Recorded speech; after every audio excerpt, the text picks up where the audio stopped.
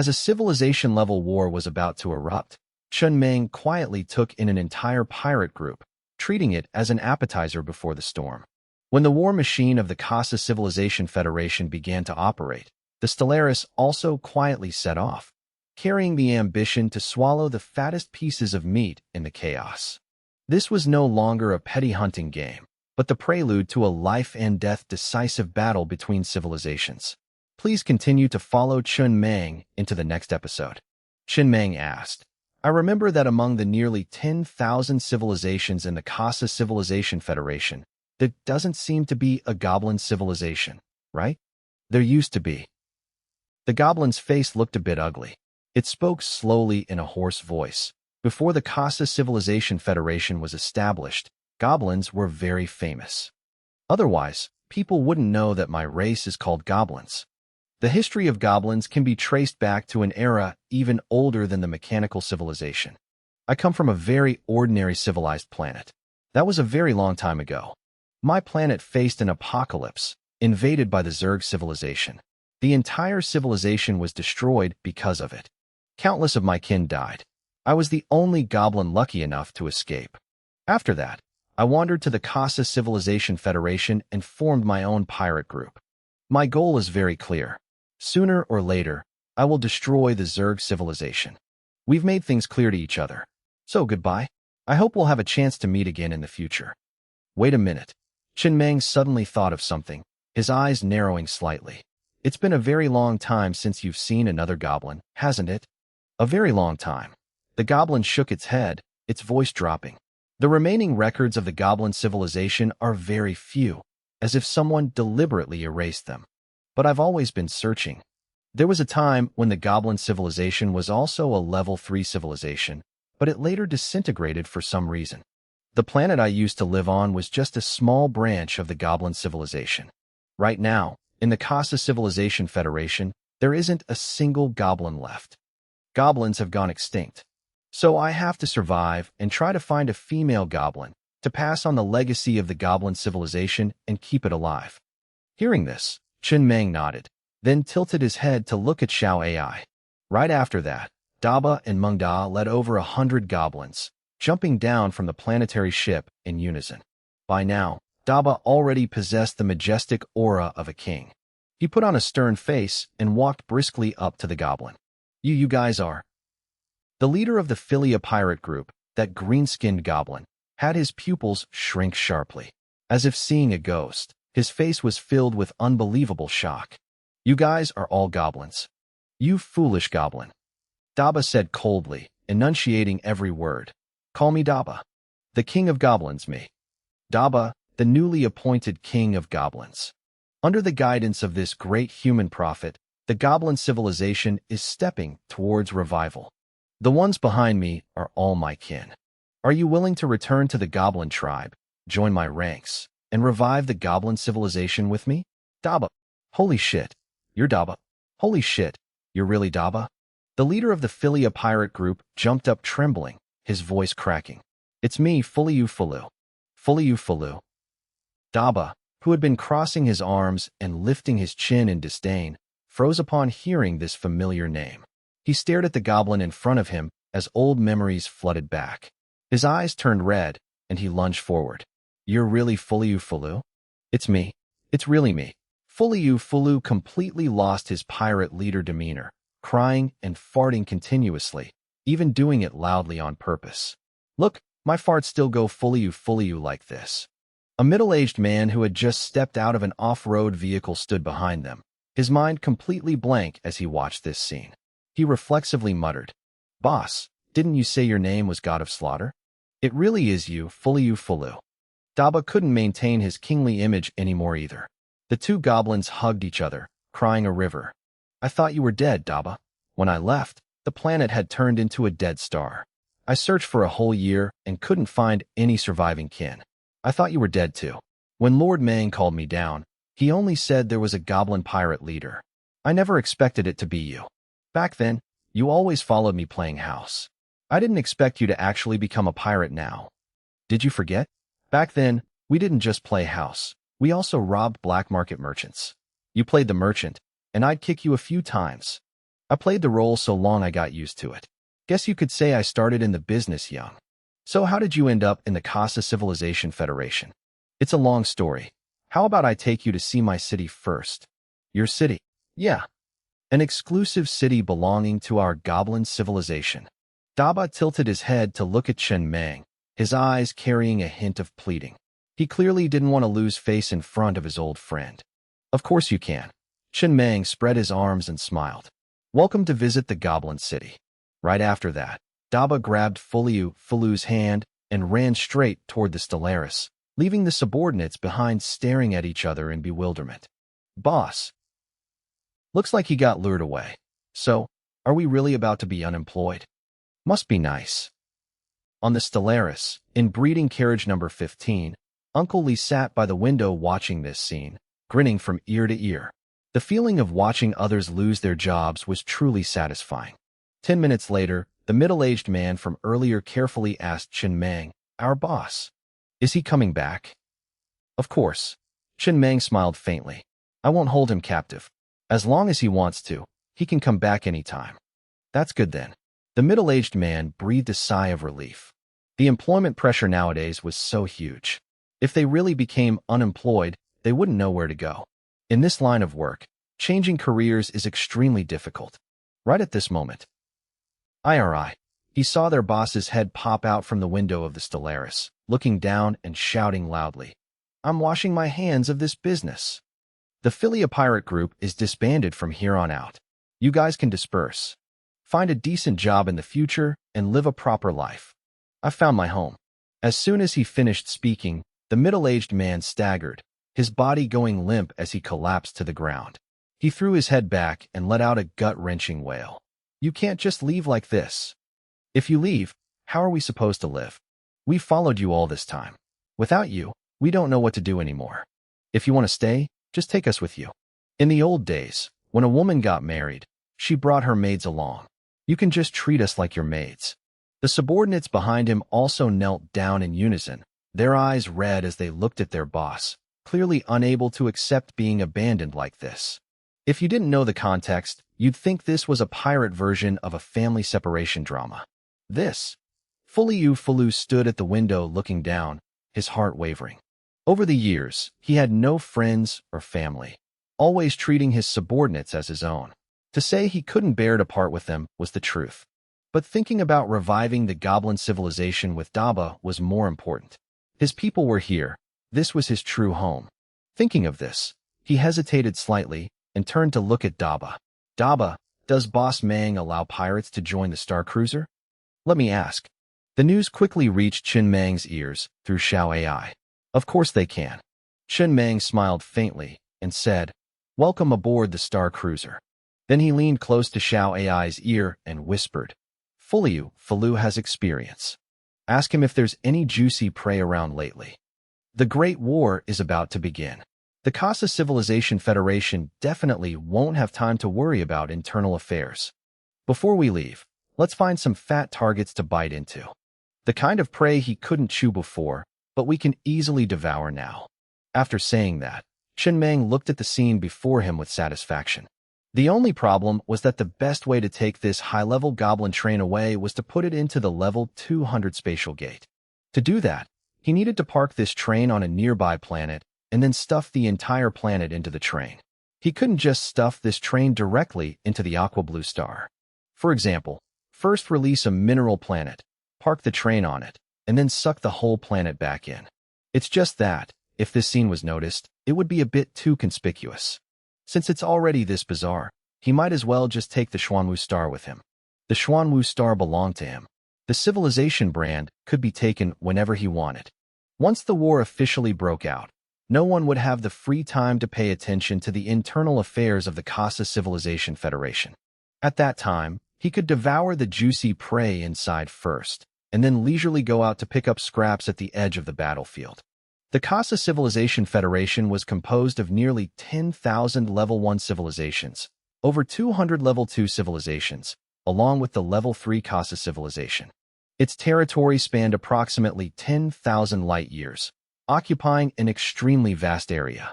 The mining rights to the mineral planets in this region were almost entirely in the hands of the Casa civilization. Even a small mineral planet contained at least trillions of resource units.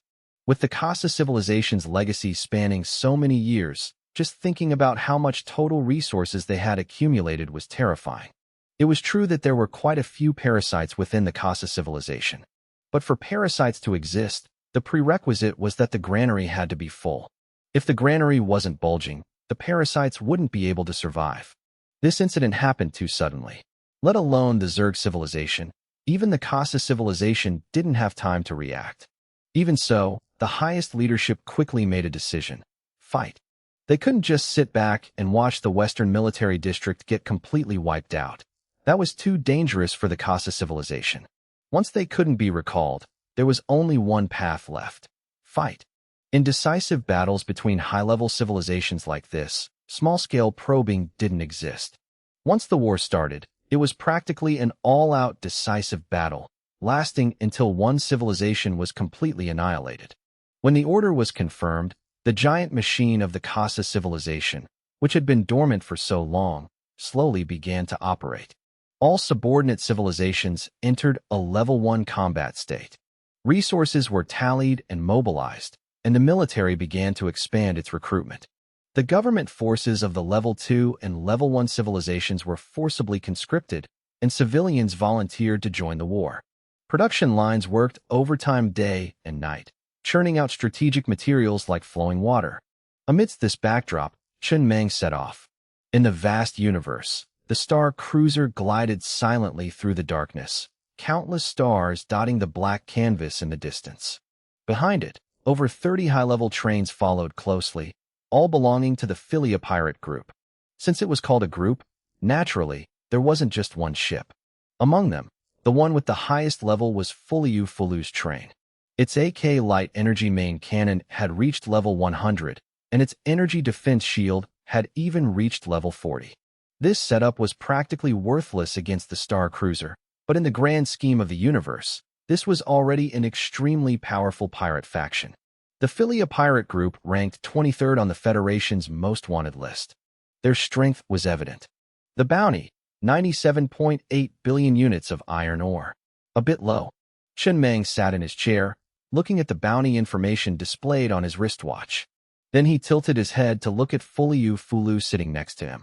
What exactly did you do to make the Casa civilization put such a high bounty on you? No. Fuliu Fulu shook his head and explained. This bounty list wasn't issued by the Casa civilization. It was created by a fairly strong level 2 civilization. It's a private ranking. The bounty money wasn't put up by just one person either. For example, if you want to put a bounty on someone, you just need to bring a sum of iron ore to this organization, hand it over, and you can start the bounty. The organization takes a 10% cut, meaning, if you put up 10 million for a bounty, the actual reward will only be 9 million. When someone completes the mission, they bring the proof to the organization to claim the reward, and the organization pays out the accumulated funds from their vault. It can be a collective bounty. So the pirates with high bounties on the ranking list are basically being hunted by many people at the same time. I see, Chen Meng pondered. So you have quite a few enemies. This 97.8 billion units of iron ore must have been pulled together by many different factions. Well, Fuliu Fulu coughed lightly, his voice carrying a hint of smugness. In my line of work, it's mostly about reputation. Robbing and killing is high risk and low reward. I mainly rely on my reputation to make the major families in the region voluntarily pay protection fees. This reputation is divided into 3 points. The first point is credibility. Only a pirate with credibility can make people believe that after paying the protection fee, you won't go back on your word or arbitrarily raise the price. The second point is ruthlessness. You have to spread rumors that your methods are ruthless enough so people will fear you. The third point is prestige. I spent 50 billion out of my own pocket to put a bounty on myself, plus the 47.9 billion units of iron ore bounty accumulated over the years, firmly holding the 23rd spot on the bounty list. This is prestige. Being able to sit in this position is enough to prove my strength. In this business, cash flow is very abundant. I can still easily pull out 50 billion. Chen Meng looked at Fulu with a somewhat indescribable expression. Sounds like you're quite proud of your pirate past. You gotta love what you do. Besides, I didn't do too badly. It's not like I embarrassed myself. Then why didn't you throw in a bit more and go straight to the top of the list? Wouldn't that give you even more prestige? No can do. Fulu shook his head. You can fake prestige a little bit, but if you fake it too much and it doesn't match your actual strength, it becomes very dangerous. For example, being hunted by bounty hunters, or even by that organization itself. That organization often issues bounties themselves and then hunts down high-ranking pirates, playing both sides. This 23rd spot is just right. It has prestige, but it's not so prominent that it attracts the attention of those lurking in the shadows. Chen Meng nodded silently. After a bit more small talk, he told Fulu to contact him directly if anything came up in the future. Watching Fulu's retreating back, he couldn't help but feel a bit emotional. This was the first time he had seen someone let go so quickly. After all, he was once the leader of a major pirate group, and his strength was not weak within the entire Casa Civilization Federation. He dropped it just like that, completely giving up piracy, only wanting to follow Daba to build a new home for the goblin race. If it were him, he definitely wouldn't have let go so easily. Even if he were rebuilding his homeland, he would have to firmly hold on to his own voice. He didn't want to end up as an outsider after everything was built. Just like his initial impression of Daba. The goblin civilization was arrogant, a bit street smart, but lacked grand ambitions. They just wanted a small piece of home for themselves, playing house every day, fighting to be the king of their little village. This path didn't suit the goblins. They had no ambition. And without ambition, they fundamentally couldn't help others go further. Then Chen Meng looked up ahead. The target was the Xuanwu planet, located at the edge of the western region. Once the war broke out, this place would almost certainly be one of the first to fall. It was extremely dangerous. The Casa civilization probably didn't have the time right now to care about a missing planet. It was best to take the Xuanwu planet away, first to be safe. As for that batch of luxury clothes from the Liang mechanical civilization, it would temporarily remain stored in the train. He'd wait for a chance to sell them, or just keep them as souvenirs. After all, it was only worth a few trillion units of iron ore. After reaping the massive windfall from the Xuanwu planet, his vision had broadened significantly. The rich playboys in the Western Military District had all been wiped out, so there weren't many buyers left for this stuff. Other regions still had demand, but traveling thousands of light years meant the travel costs were too high. Wormholes existed, but they required a fee, and they weren't free for independent forces like them. Middlemen didn't want to haul the goods back and forth, as profits and losses were hard to predict, and he himself didn't want to make the trip. The Casa Civilization Federation's management was extremely strict, with background checks and train inspections for cross-region travel. They scrutinized every little detail, and his train absolutely couldn't withstand that kind of inspection. But before leaving the Furong planet, Chen Meng had placed 4 level 200 refrigerators on 4 different cross-region cargo trains, expected to arrive in 10 days. By doing this, he could freely travel between the 4 regions through these 4 refrigerators in the future. It wasn't convenient for the train to run around, but people absolutely could. This point alone was enough to accomplish a lot of things, such as selling clothes, smuggling, or instant communication. Currently, during wartime, the main communication method of the Casa Civilization Federation was still wormholes. The downside was that the signal was unstable and the coverage wasn't wide enough, but the speed was very fast. As for him using refrigerators, it was both crude and intuitive, and even easier to use. Assuming the worst-case scenario happened, and the Stellar Express was truly pushed into a near-death situation on the battlefield, with all trump cards rendered useless. At the very least, he could still escape with the core members through the refrigerator, leaving behind a small spark, waiting for the day it would ignite into a sea of fire. Preparing an escape route in advance. This was the standard survival habit. Right at this moment, a voice echoed in the cabin. Boss Meng, Fulu's AI has completed the data connection. I've sorted out some important information. Should I report it immediately? Go ahead. Chen Meng leaned back in his chair and lit a cigarette. Fulu was so cooperative it gave people goosebumps. When Chen Meng asked for important information, He directly allowed the entire AI database to be copied, letting Xiao AI read and select it herself. In his entire life, Chen Meng had never let anyone copy Xiao AI's database, because doing so would be no different from stripping bare his biggest trump card.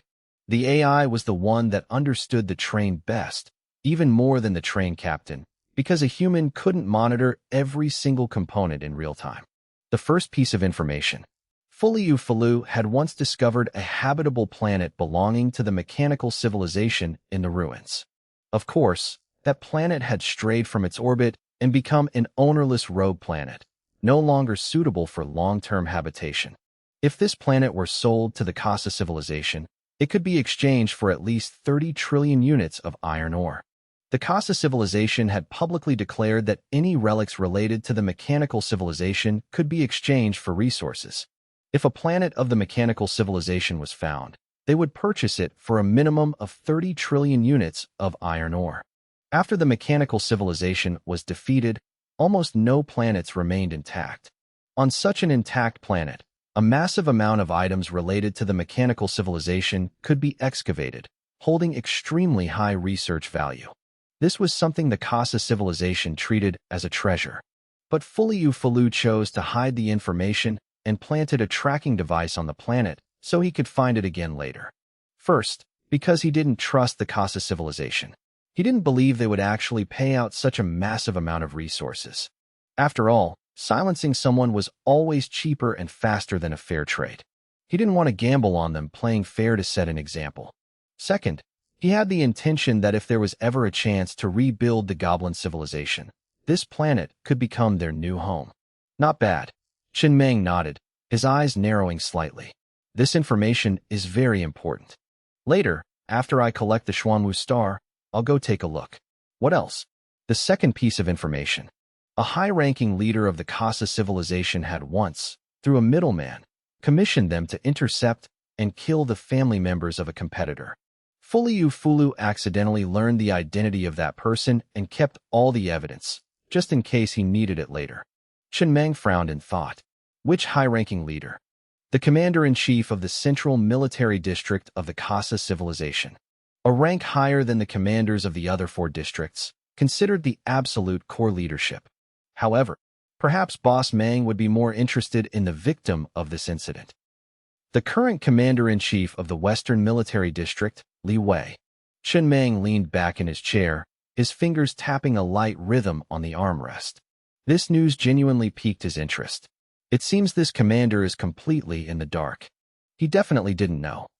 Otherwise, he wouldn't have started a war with the Zerg civilization. He would have just raised the flag of rebellion directly. Chen Meng didn't say anything more. The core leadership of the Casa civilization going through multiple middlemen to hire pirates for dirty work. He could understand that.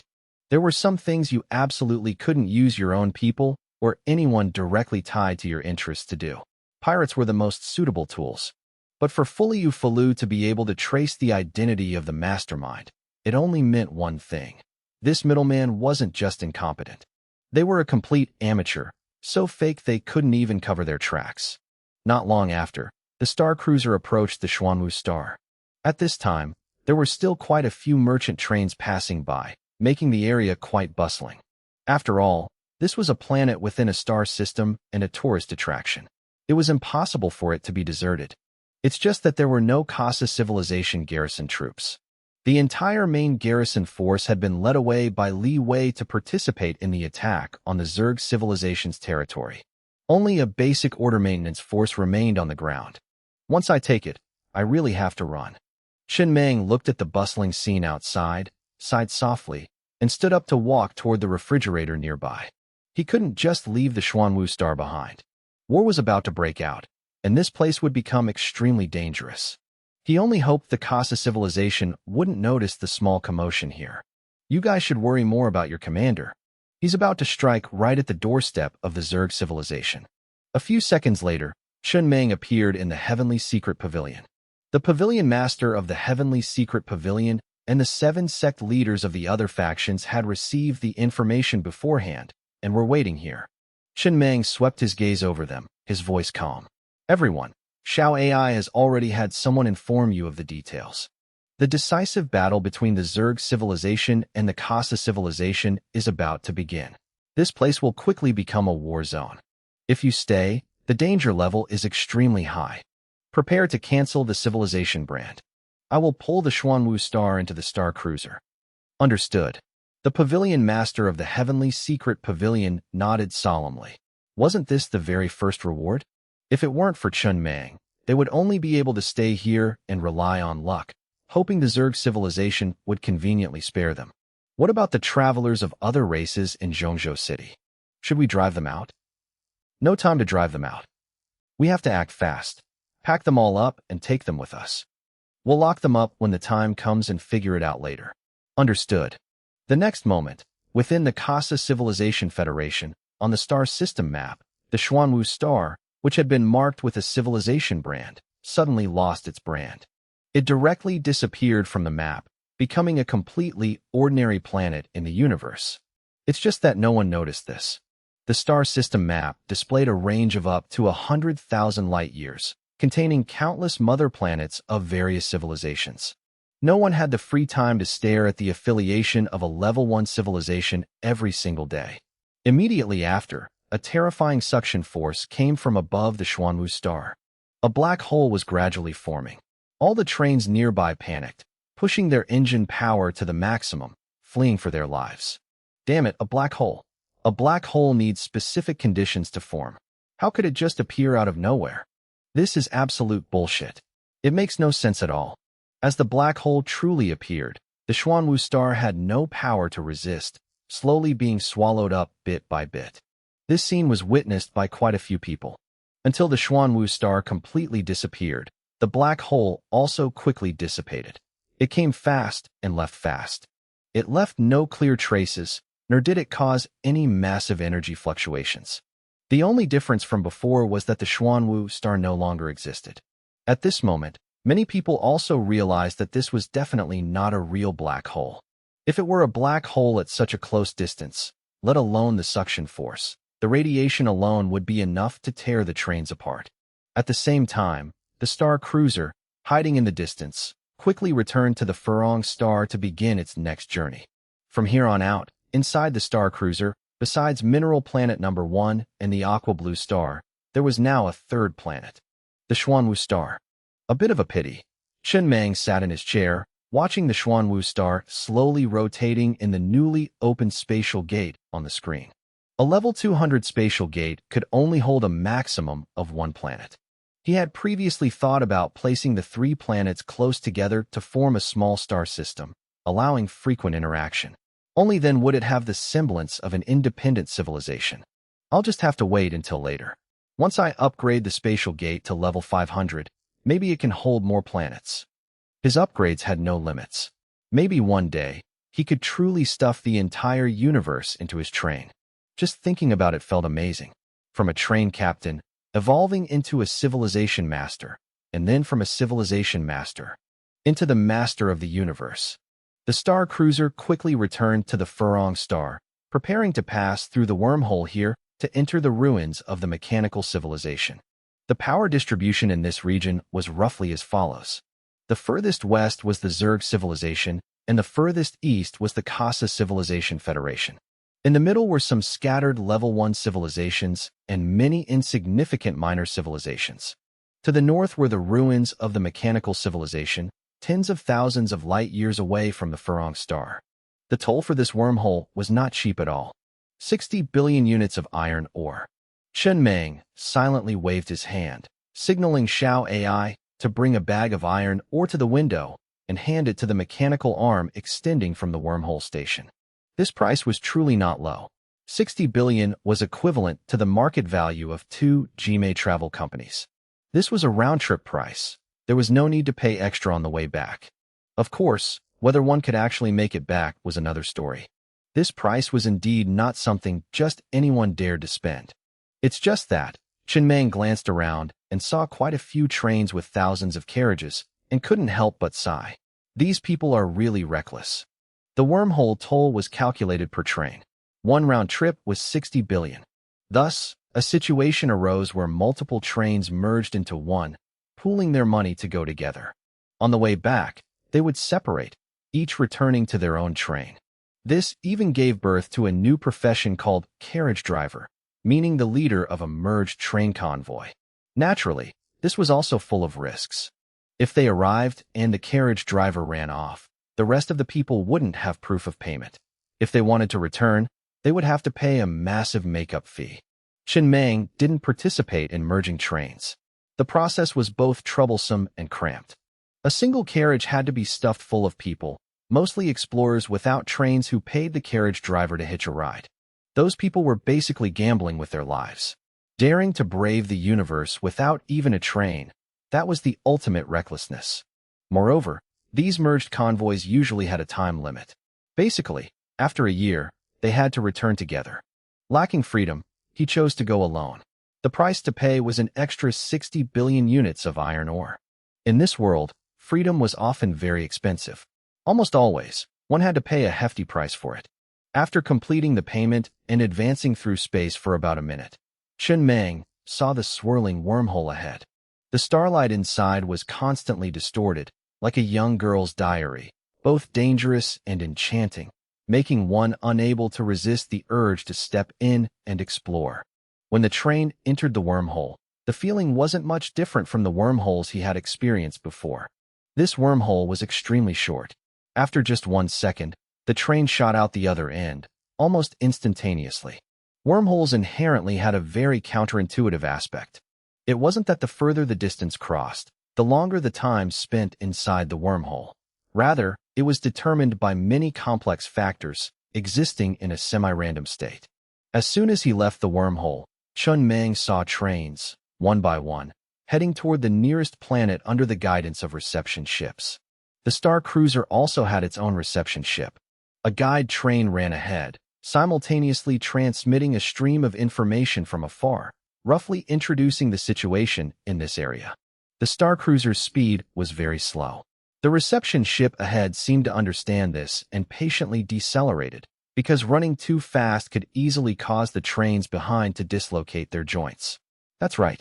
At this moment, the Star Cruiser temporarily took on the role of a carriage driver. Behind its carriages, quite a few other trains were connected, though they all belonged to the Philia pirate group. After all, locating that mechanical civilization planet still relied on Fulu's train. Not long after, under the guidance of the reception ship, the convoy headed toward the nearest planet. This planet orbited a fixed star and was also the only transit station in the vicinity. All explorers would restock their supplies here before continuing deeper into the ruins. Are these the ruins of the mechanical civilization? Inside the train, Chen Meng sat in his chair, looking at the distant scenery, his eyes filled with shock. He had previously thought this place would be like a giant terracotta army pit, silent and dead. But it wasn't like that at all. These ruins didn't just have stillness, they also had motion.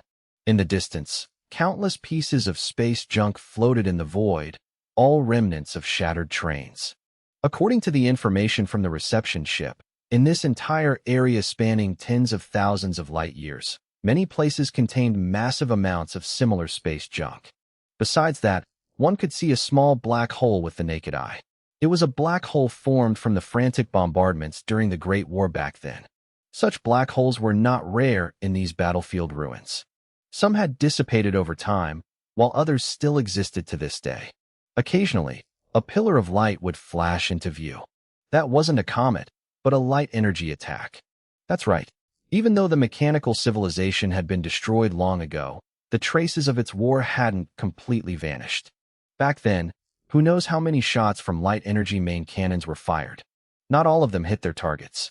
Many beams continued flying through the universe until one day they collided with another planet, finally exhausting their energy.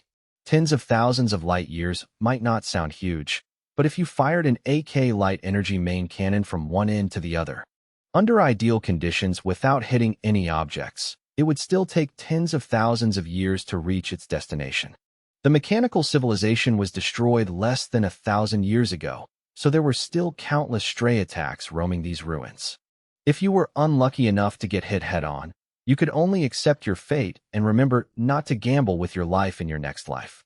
Aside from those threats, this place harbored all sorts of other dangers. It could almost be said that every step was a gamble with life and death. But in return, the rewards were extremely generous. Just finding a single item left behind by the mechanical civilization and bringing it out could be exchanged for a substantial sum of money. Fortune Planet, Settlement City Number 1. Originally, this place was just a gathering spot built by a few top explorers. Later, as more and more people arrived, it gradually formed into a city. This place gathered many train captains coming to explore, along with countless middlemen. The round-trip cost was 60 billion units of iron ore. Many people, after arriving here, simply didn't go back. They stayed directly in the ruins, waiting until they earned enough retirement money before returning. Most of the treasures found during exploration were sold directly to the middlemen in the city. With a large population, services naturally developed. A massive influx of people brought along restaurants, convenience stores, and all kinds of survival services. These people were mostly passengers hitching rides on carriage-driver trains, and their supply restocking was also done through those trains. Just like that, despite the harsh environment, a planet was built up step by step. Sometimes you have to admit, humanity really has a knack for space exploration. No matter how harsh the conditions, they can always build a city. After the reception ship brought them to this planet, it left, and the trains began to separate. Dozens of trains returned to their original independent states one by one. Trains didn't have a multi-ship merging function, so they could only use crude methods, tying them together with steel bars and mechanical equipment. This method of tying was naturally not secure, let alone able to withstand excessive speeds. Scanning complete. Inside the cabin, Xiao AI's voice rang out. According to the information provided by Fulu, that planet is currently 867,000 kilometers away from us. At the Star Cruiser's current speed, if we run at full power, it will take about 14.2 hours. Not too far. Chen Meng nodded thoughtfully. If the Star Cruiser ran at full speed, it could exceed 60,000 kilometers per hour. He had previously upgraded the green quality nitro thruster accessory to level 200. This accessory alone provided a speed limit of 51,000 kilometers per hour. Its super effect could also absorb core energy floating in the universe, drastically reducing the train's energy consumption while moving, estimated at a 99.9% reduction. Making movement in space consume almost no energy, much like a perpetual motion machine. This speed was already very fast, but he could be even faster. He had another acceleration accessory of a higher quality, the Super Energy Thruster, a gold quality item. After spending another 1.3 billion units of iron ore, he upgraded it straight from level 100 to level 200. This accessory was incredibly overpowered, directly adding 102,000 kilometers per hour to the maximum speed limit. At the same time, it unlocked a new super effect. This effect could also absorb core energy floating in the universe, drastically reducing the train's energy consumption while moving, estimated at a 99.9% reduction. The super effect is a bit basic, Chen Meng muttered. The effect overlapped a bit with the nitro thruster. With the stacking of the two super effects, the iron ore consumption when the Star Cruiser moved through space was practically zero, though it still couldn't be called absolute zero. Under the boost of these two accessories, the Star Cruiser's current maximum speed had reached 163,000 kilometers per hour, a number so exaggerated that if spoken out loud, it would easily be dismissed as bragging. Xiao AI, Chen Meng smiled, quite satisfied. Help me convert the speed of light into kilometers per hour and see how far off we are. I feel like in this lifetime, I might actually try to touch the speed of light. Yes, sir. The speed of light, after conversion, is approximately 1.08 billion kilometers per hour, which is about 6,621 times the Star Cruiser's current maximum speed. The Star Cruiser had developed from nothing to its current state in nearly 3 years. If it continues to grow steadily every year, in about 18,000 years, it could approach the speed of light. Chen Meng fell silent, his face devoid of emotion. Talking about the speed of light sounded very abstract, but once converted into units, the gap instantly became so clear that it killed any mood for daydreaming. It seems that to travel through the universe, one still has to rely on wormholes. Relying on one's own speed is completely insufficient. Moreover, even if one truly reached the speed of light, traveling would still consume an extremely long time, just barely enough to catch up with the expansion speed of the universe. And the expansion speed of the universe, in theory, is also close to the speed of light. It could be said that the speed of light is the balance point of the entire universe. Theoretically, if speed surpassed the speed of light, one could outpace the expansion. From there, one could rush out of the universe to see the sights of places not yet swallowed by the expansion. But that was just a theory, mostly just for fun to listen to. The Star Cruiser didn't stay long at Fortune Planet. After confirming the exact coordinates, it continued to bring the Philia pirate group deeper into the Sea of Stars. After moving slowly for about an hour or two, arriving at an unclaimed area with no other trains around, and no floating debris, Chen Meng finally released the Xuanwu Star again. All the trains of the Philia pirate group parked on the planet one by one, and then the Xuanwu Star was pulled back into the Star Cruiser. The entire process, viewed from Chen Meng's perspective, was nothing special. But for the residents living on the Xuanwu Star, it was no different from heaven and earth shattering. The sun would disappear, plunging them into extreme radiation, and then suddenly reappear, like a god manifesting, completely beyond their comprehension. After handling everything, Chen Meng pushed the control lever to the limit. The Star Cruiser shot toward its target at a terrifying speed. It only took a little over 5 hours to arrive. Ahead was a planet floating freely in the universe. The radar didn't detect any signs of life, nor was there a civilization brand. It just drifted silently like that. In these battlefield ruins, the Casa civilization hadn't just built one wormhole, but many similar wormholes in other areas for explorers to enter and exit. Rogue planets like this didn't show up on the star system map at all. If lucky, it might be discovered in a few days. If unlucky, no one would see it for years. The universe was too big, so big that this place was especially suited for playing hide-and-seek. Xiao AI quickly provided an assessment. The planet's surface is uninhabitable and severely damaged. The temperature is extremely low, around -256 degrees. Humans cannot survive. The atmosphere has been completely destroyed by cosmic radiation. Only a faint trace of geothermal heat remains inside. Chen Meng looked at those assessments without much concern. Uninhabitable? As long as it wasn't a gas giant, to him, the concept of unsuitable didn't exist. Even if it couldn't be terraformed into a living space, turning it into a mining site was very simple. Very quickly, another black hole appeared above this planet, like a gaping maw, swallowing the drifting dead star hole. Rogue planets like this in the universe were like homeless stray cats, spending most of their time hiding in the dark, only occasionally illuminated for a brief moment by the light of a supernova, a neutron star, or the background glow of a galaxy, before sinking back into absolute darkness. Absolute loneliness. But now, this planet had a home. It became the fourth planet inside the Star Cruiser. Chen Meng named it the Unnamed Planet. He didn't just want to explore the ruins left on this planet. He also wanted to try terraforming it a bit, turning it into a habitable planet to provide a future migration site for the Aqua Blue Star. This planet was originally habitable, so its basic foundation was still very good. It's just that all of the planet's core energy, with the atmosphere gone, had completely drifted into space.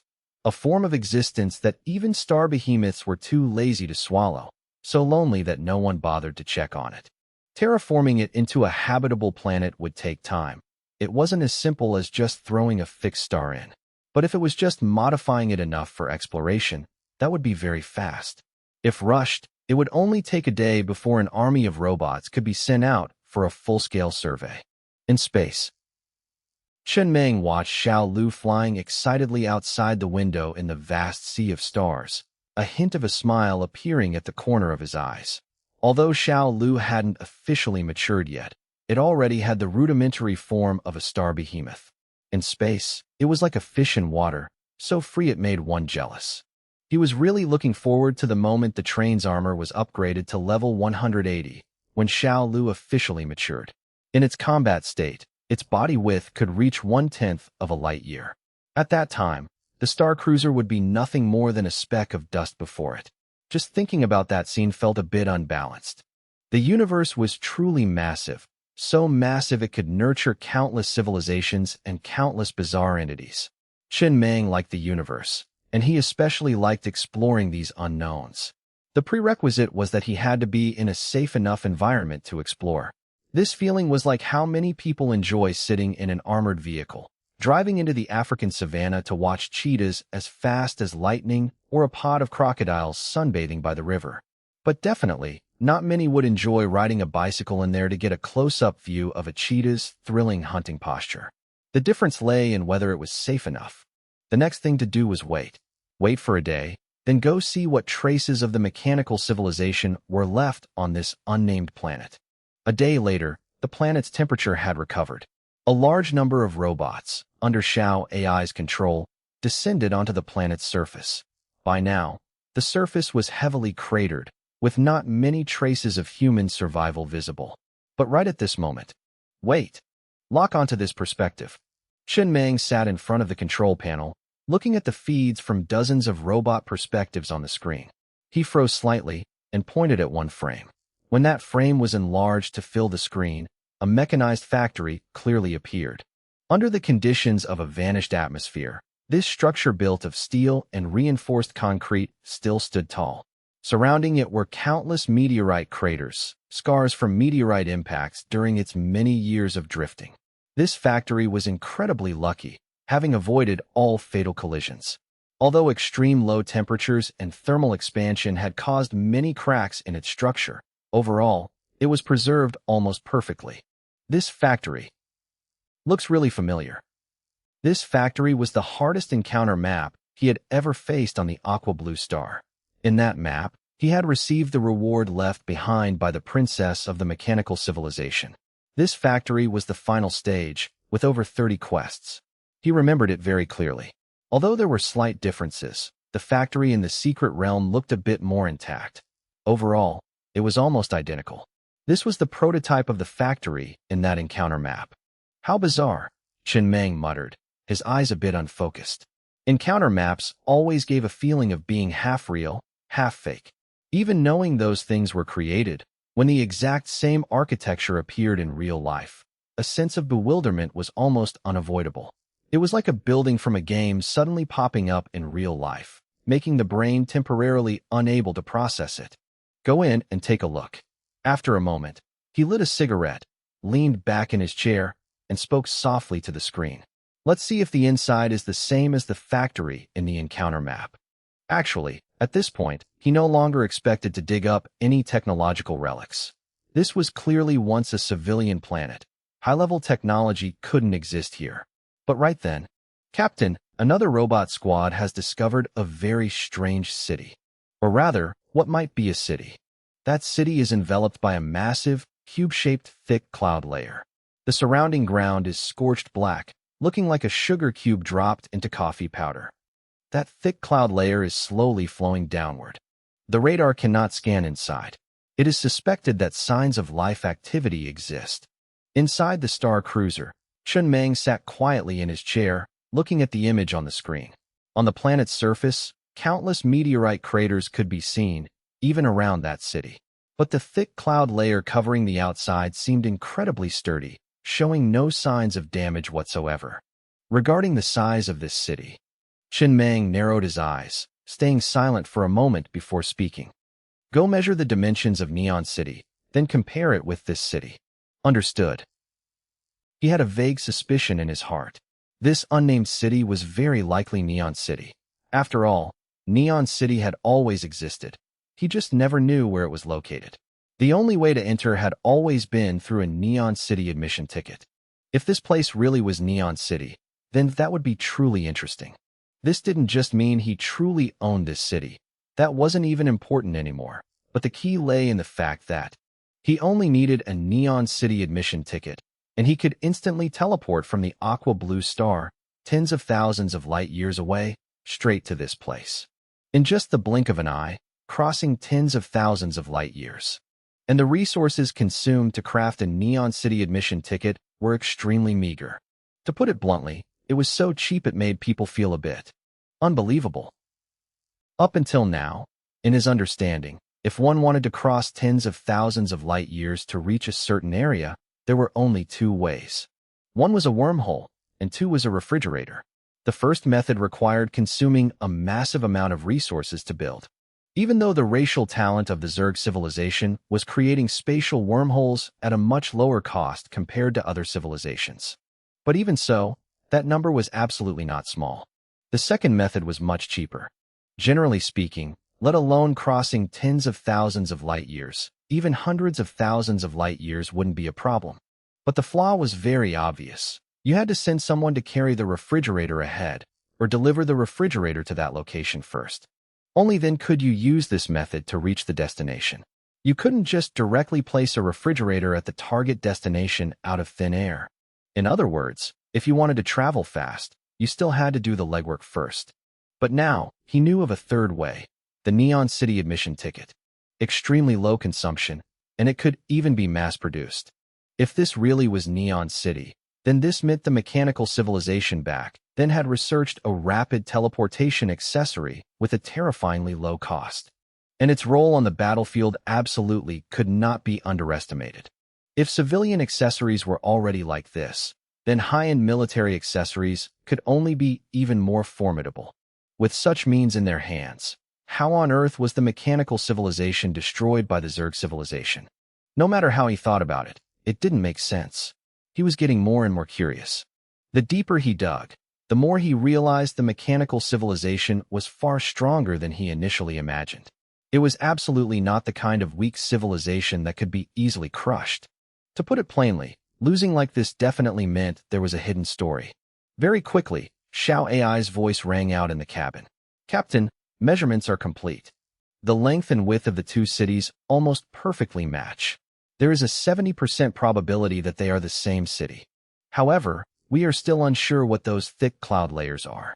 Robots lose contact the moment they enter. I am preparing to send a few demonic beasts tied with ropes to pull them in and scout the situation." Chen Meng nodded slightly. "Send me the serial number of the robot that just discovered the abandoned factory. You continue scouting that thick cloud layer and find a way in. I'll go check out that factory." Understood. He walked alone to the virtual combat training space nearby and lay down in the pod.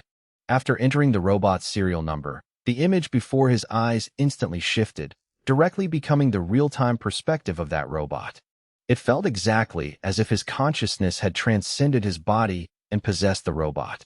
This was the new God-tier super effect he obtained after spending 1.3 billion units of iron ore to upgrade the gold-quality virtual combat training space accessory straight from level 10 to level 200. Just hearing the number made his wallet hurt, but only after using it did he realize. It was truly worth the money. The level 5 super effect allowed cross battles with other trains, participating in rankings and fighting for leaderboard spots, but it was limited to the same tier. The level 10 super effect allowed training in the virtual space to directly reflect on physical fitness in real life. The level 20 effect greatly enhanced the sense of realism, making the five senses almost indistinguishable from reality. Level 50 could block pain sensations, and level 100 allowed for extensive customization of content within the virtual space. As for the level 200 super effect, within radar range, train members could simultaneously enter the virtual combat training space, synchronize control of robots, and experience vivid, realistic sensations.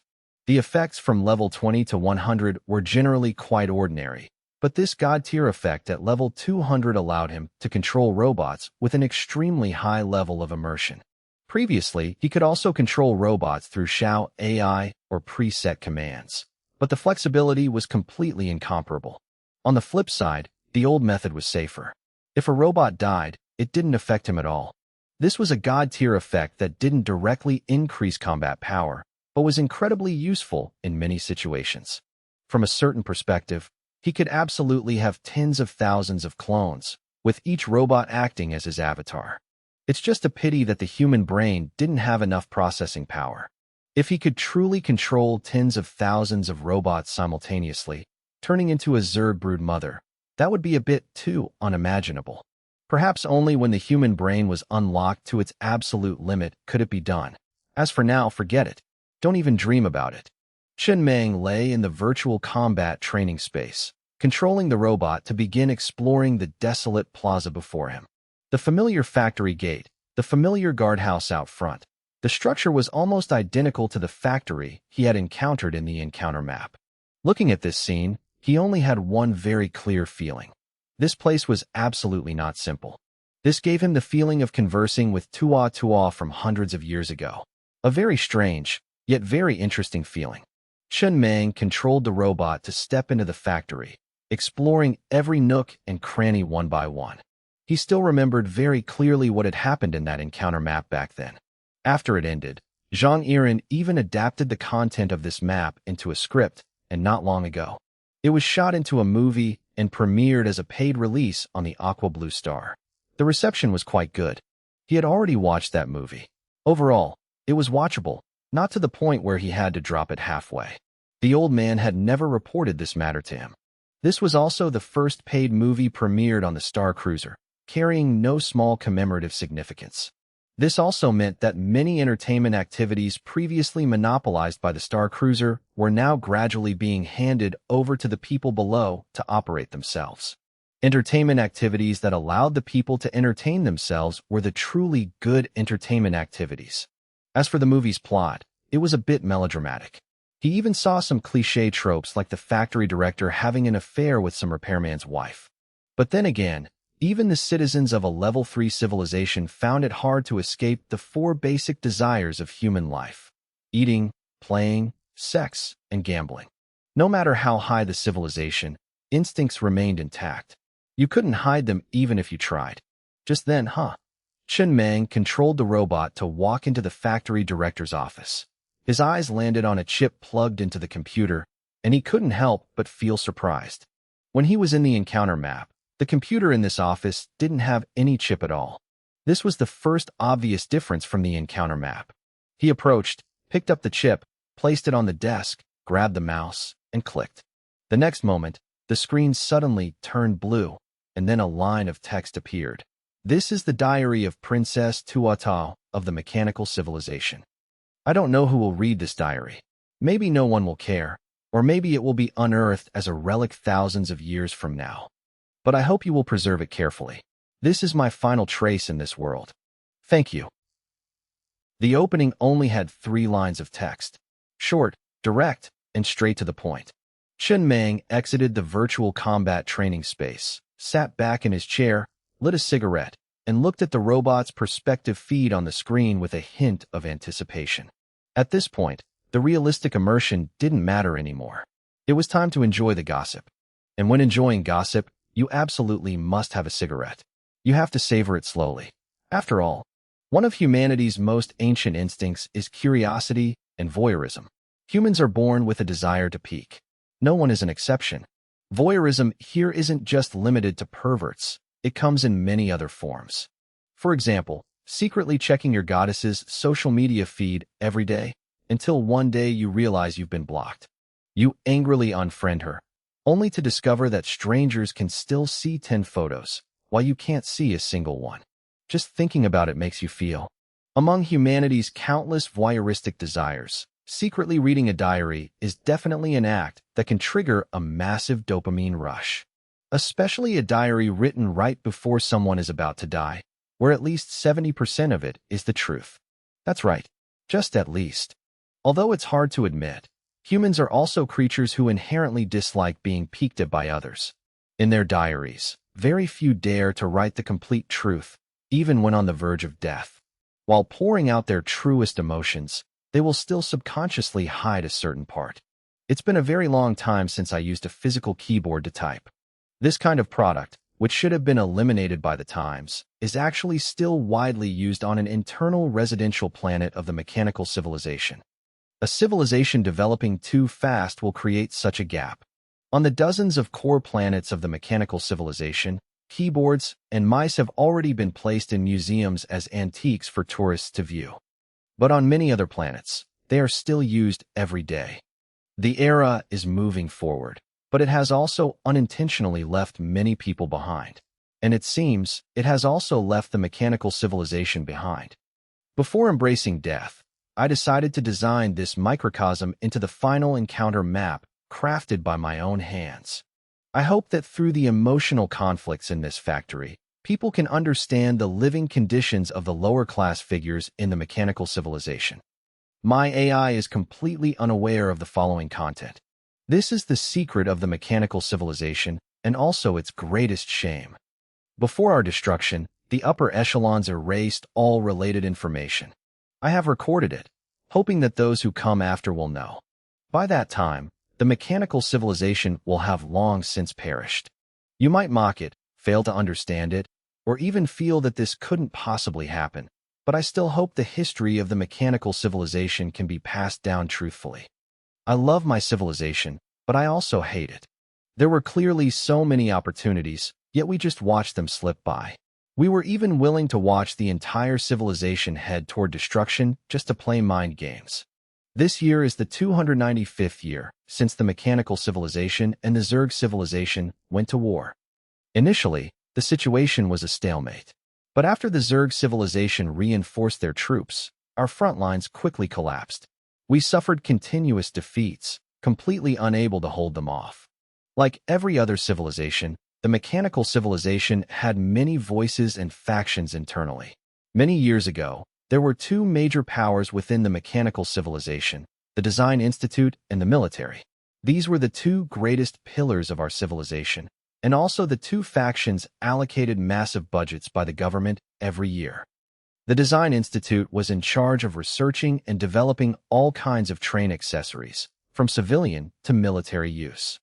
The military was in charge of expeditions and protecting the safety of the entire mechanical civilization. In the beginning, the Design Institute continuously researched new accessories, significantly boosting the overall strength of the mechanical civilization. But as time passed, everything gradually changed. Conflicts began to arise between the two sides, and clashes became increasingly frequent. The first conflict was actually very minor, so minor that most people have forgotten it. Only I still remember. At that time, the Design Institute had researched a new accessory. During the presentation meeting for the finished product, someone from the military bluntly evaluated it as extremely useless, just a waste of resources. I know why that person said that. Because right before that, the military had requested a budget but was rejected by the higher-ups, while immediately after, the Design Institute was approved for another budget. In a fit of anger, he blurted out some rather unkind words. It sounds like a small matter, but the crack appeared from then on. I used to constantly search for the real reason that caused the mechanical civilization's destruction. I thought of many possibilities, like the growth of the Zerg civilization or a sudden surge in the Zerg's power. But now, I gradually feel that there is only one true reason. That is, it was simply time for the mechanical civilization to perish. United for long, it must divide. Divided for long, it must unite. This is an objective law that no one can resist. And the seed of everything started from that very moment. The two factions that once supported and cooperated with each other gradually became opposed.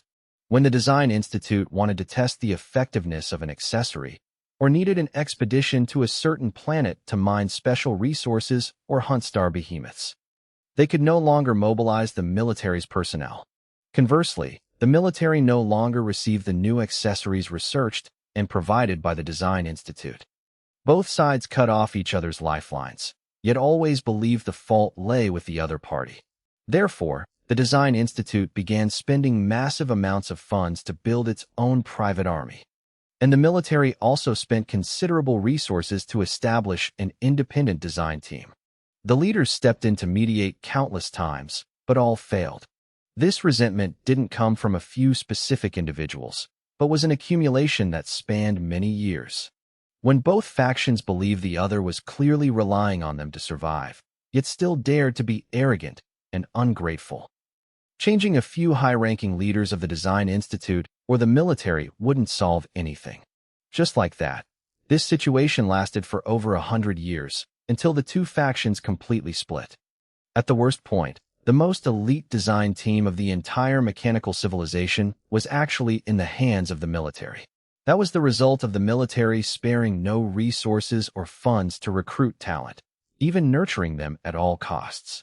Meanwhile, the strongest train of the entire mechanical civilization was in the hands of the Design Institute.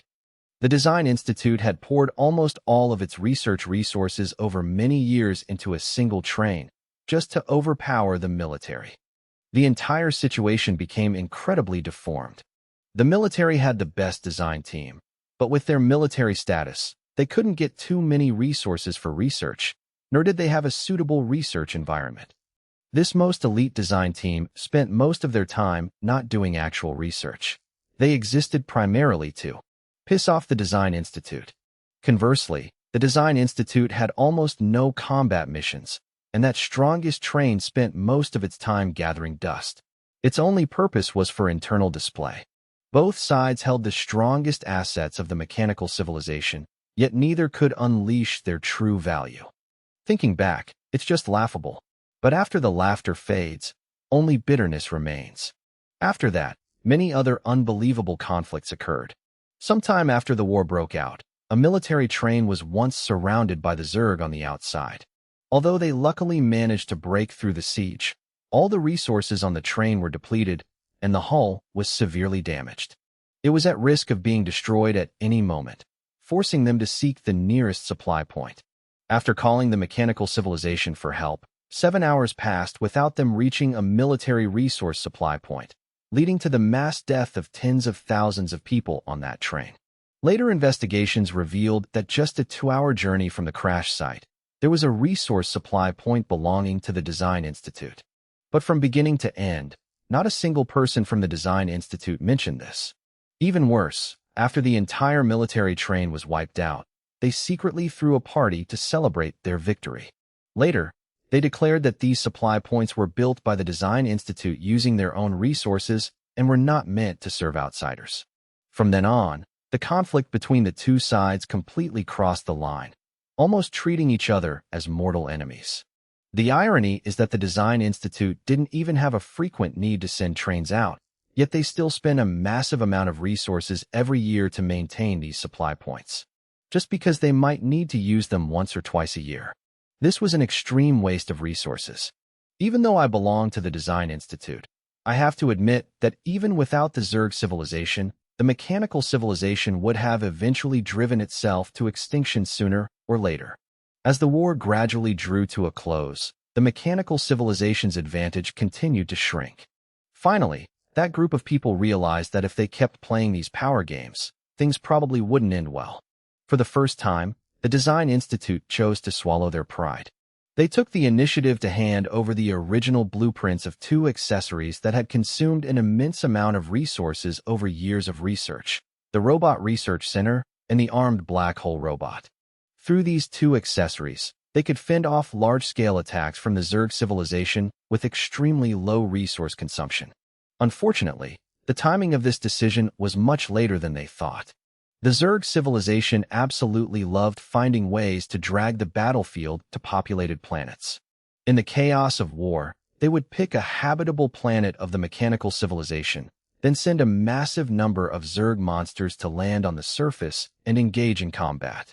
This tactic always managed to tie down the mechanical civilization. After all, it was their own planet, home to countless of their people. They couldn't just blow it up on a whim. To resolve it, they had to send ground infantry to clear out the Zerg monsters. This process was not only drawn out but also came with heavy casualties, putting immense pressure on logistics. Those 2 accessories, in theory, could reverse the tide of the battlefield in this regard. To roll the perfect super effects for those 2 accessories, the Design Institute had spent years burning through massive amounts of merphite and resources before finally obtaining the perfect original blueprints. Initially, they wanted to wait for the military to take the initiative and bow their heads to beg. But after waiting forever with no response, they eventually had to release them for free. It's just that the Design Institute probably underestimated the military's stubbornness, as well as the deep-seated hatred built up between the 2 sides. Even when the original blueprints were released for free, the military absolutely refused to use them. They'd rather let their ground infantry be bogged down on the planets, rather let countless people die every day, and consume colossal amounts of resources than use the blueprints researched by the Design Institute. To put it simply, They'd rather die than use the other side's stuff. At the same time, they constantly pressured the military's own design team to research the corresponding blueprints themselves. Being this stubborn, sure, it takes guts. It's just a shame those guts were used in the wrong place. Perhaps it was a cruel twist of fate. 3 years later, the military's design team, after consuming a massive amount of merphite and resources, finally rolled the perfect original blueprints for the Robot Research Center and the armed black hole robot accessories. That day, the entire military, from top to bottom, was thrilled and threw a military-wide celebration. I sat in a high-rise building, looking toward the suburban military district bustling with celebration, feeling nothing but despair in my heart. I am the princess of this civilization, yet I could only watch helplessly as my civilization marched step by step toward extinction. I wanted to do something, but there was nothing I could do. Even my father was powerless. What more could I possibly do? In the end, the only thing I could do was wait for death. Just for the same accessory blueprint, the mechanical civilization wasted double the merphite, double the resources, double the time, and double the lives. Sometimes I console myself. Thank goodness there were only 2 such factions in the mechanical civilization. If there were 3, everything would probably be multiplied by 3. Just thinking about it sends chills down my spine. And just like that, the most terrifying thing happened, which was also the biggest turning point. Even now, whenever I think back on it, I can't help but shudder. It's hard to believe this was done by my own people. After the 239th year of the war, the mechanical civilization had fallen into a severe losing position. From that year on, the Zerg civilization's army numbers skyrocketed, becoming almost endless. They beat the mechanical civilization so badly they couldn't even lift their heads, and resource supplies became extremely scarce. This year is the 295th year of the war. Barring any surprises, it will also be the last. During that period, exactly 56 years had passed. It wasn't until the 292nd year that the Design Institute publicly announced that the Zerg army's numbers hadn't actually skyrocketed. It was because the Zerg monsters possessed the ability to resurrect infinitely. After researching, they discovered that when deploying monsters to the battlefield, the Zerg civilization would mix in a group of level 1 monsters called antenna bugs. This type of monster was incredibly weak, dying at the slightest touch, but it could grant infinite resurrection to Zerg monsters within a certain area. They usually hid deep in the backlands, in the safest positions. The Design Institute had developed an accessory specifically to counter the antenna bugs, capable of wiping out all antenna bugs in an area from light years away. Technically speaking, it was indeed very impressive. The Design Institute still had what it takes. But what horrified me was, the Design Institute kept this information hidden for 50 years, not telling a single soul. They just watched helplessly as the military and the people of the mechanical civilization were slaughtered en masse, like cutting grass. Watching their own civilization sink deeper and deeper into the abyss of extinction right before their eyes. Perhaps their previous attempt to soften their stance was mocked so harshly that the Design Institute harbored an even deeper grudge, turning their hearts extremely cold this time. It wasn't until the mechanical civilization's military casualty rate reached 70%, with no ability to conscript more troops and all resource reserves completely depleted, that the Design Institute finally handed over the original accessory blueprint. Maybe the people at the Design Institute, sitting in their offices day in and day out, couldn't feel the cruelty of war. They naively thought that just handing over the original blueprint could turn the tide and decide the victory. But the reality was, even at this point, when the military mass-equipped that accessory, it was all meaningless. The mechanical civilization was already standing on the brink of extinction. And what was even more terrifying was that, even in that situation, the military still continued to ignore this original blueprint. They'd rather die than use it. I rarely curse. But writing this, I truly want to use the most vicious words in my life to curse my own civilization. I love my civilization more than anyone, but precisely because of that, I despise it more than anyone. My civilization is probably the worst civilization in the entire universe. And I am also extremely disappointed with the leadership of the mechanical civilization. From their initial lax management, even tacit approval, thinking that the competition between the two sides would make them better, until the conflict grew so intense that they couldn't control it even if they wanted to, ultimately reaching a point of no return. Who is ultimately responsible for the mechanical civilization ending up like this? The Zerg civilization? No. The Zerg civilization was just a very small catalyst. If the mechanical civilization had been united from top to bottom, the Zerg civilization would have been, at most, just another defeated foe on the mechanical civilization's path to prosperity. The mechanical civilization possessed the greatest design team in the universe, as well as the most fearless army, ready to sacrifice their lives for the civilization. But that was exactly the problem. The Design Institute was too great, so they became arrogant, unable to accept any negative feedback from others. The military was too fearless, so they almost all died. I am not resigned to this, but I am completely powerless. As a mere figurehead princess of the mechanical civilization with no real power, I haven't even seen my father in 7 years. I can only quietly watch this building tilt, then crumble bit by bit, while bearing all the pain brought by its collapse. The mechanical civilization is the most prosperous train-based civilization within a radius of hundreds of thousands of light years. Moreover, intentionally or not, it led many other civilizations to follow the path of train-based civilizations. I have left behind a lot of research data and experimental equipment from the Design Institute in this factory. If you have your own research team, perhaps these will be of great help. If not, selling them would still yield a considerable fortune. Of course, I'm not sure if this planet will even survive, nor am I sure if this final diary of mine will ever be read by anyone. I miss my AI a bit. It's a pity I already sent him away. I just hope he can meet a good master in the future. I don't want to write anymore. I'm truly a bit tired.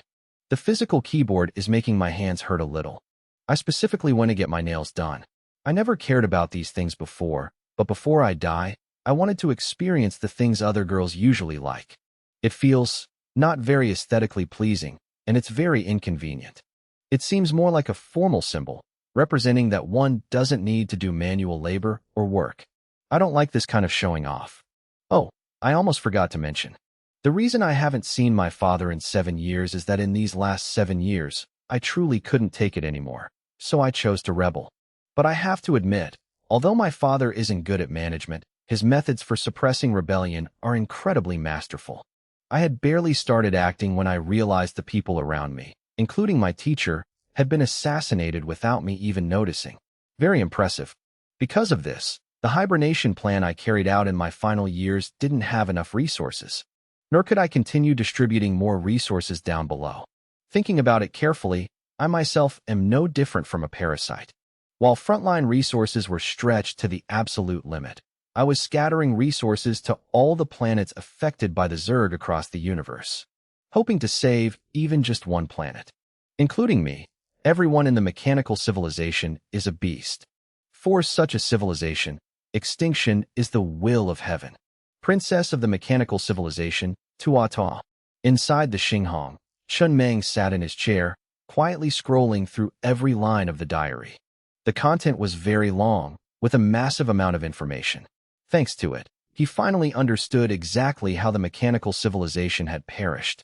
Too many factors overlapped, but among them, the internal conflict of the mechanical civilization had reached a point of near irreconcilability.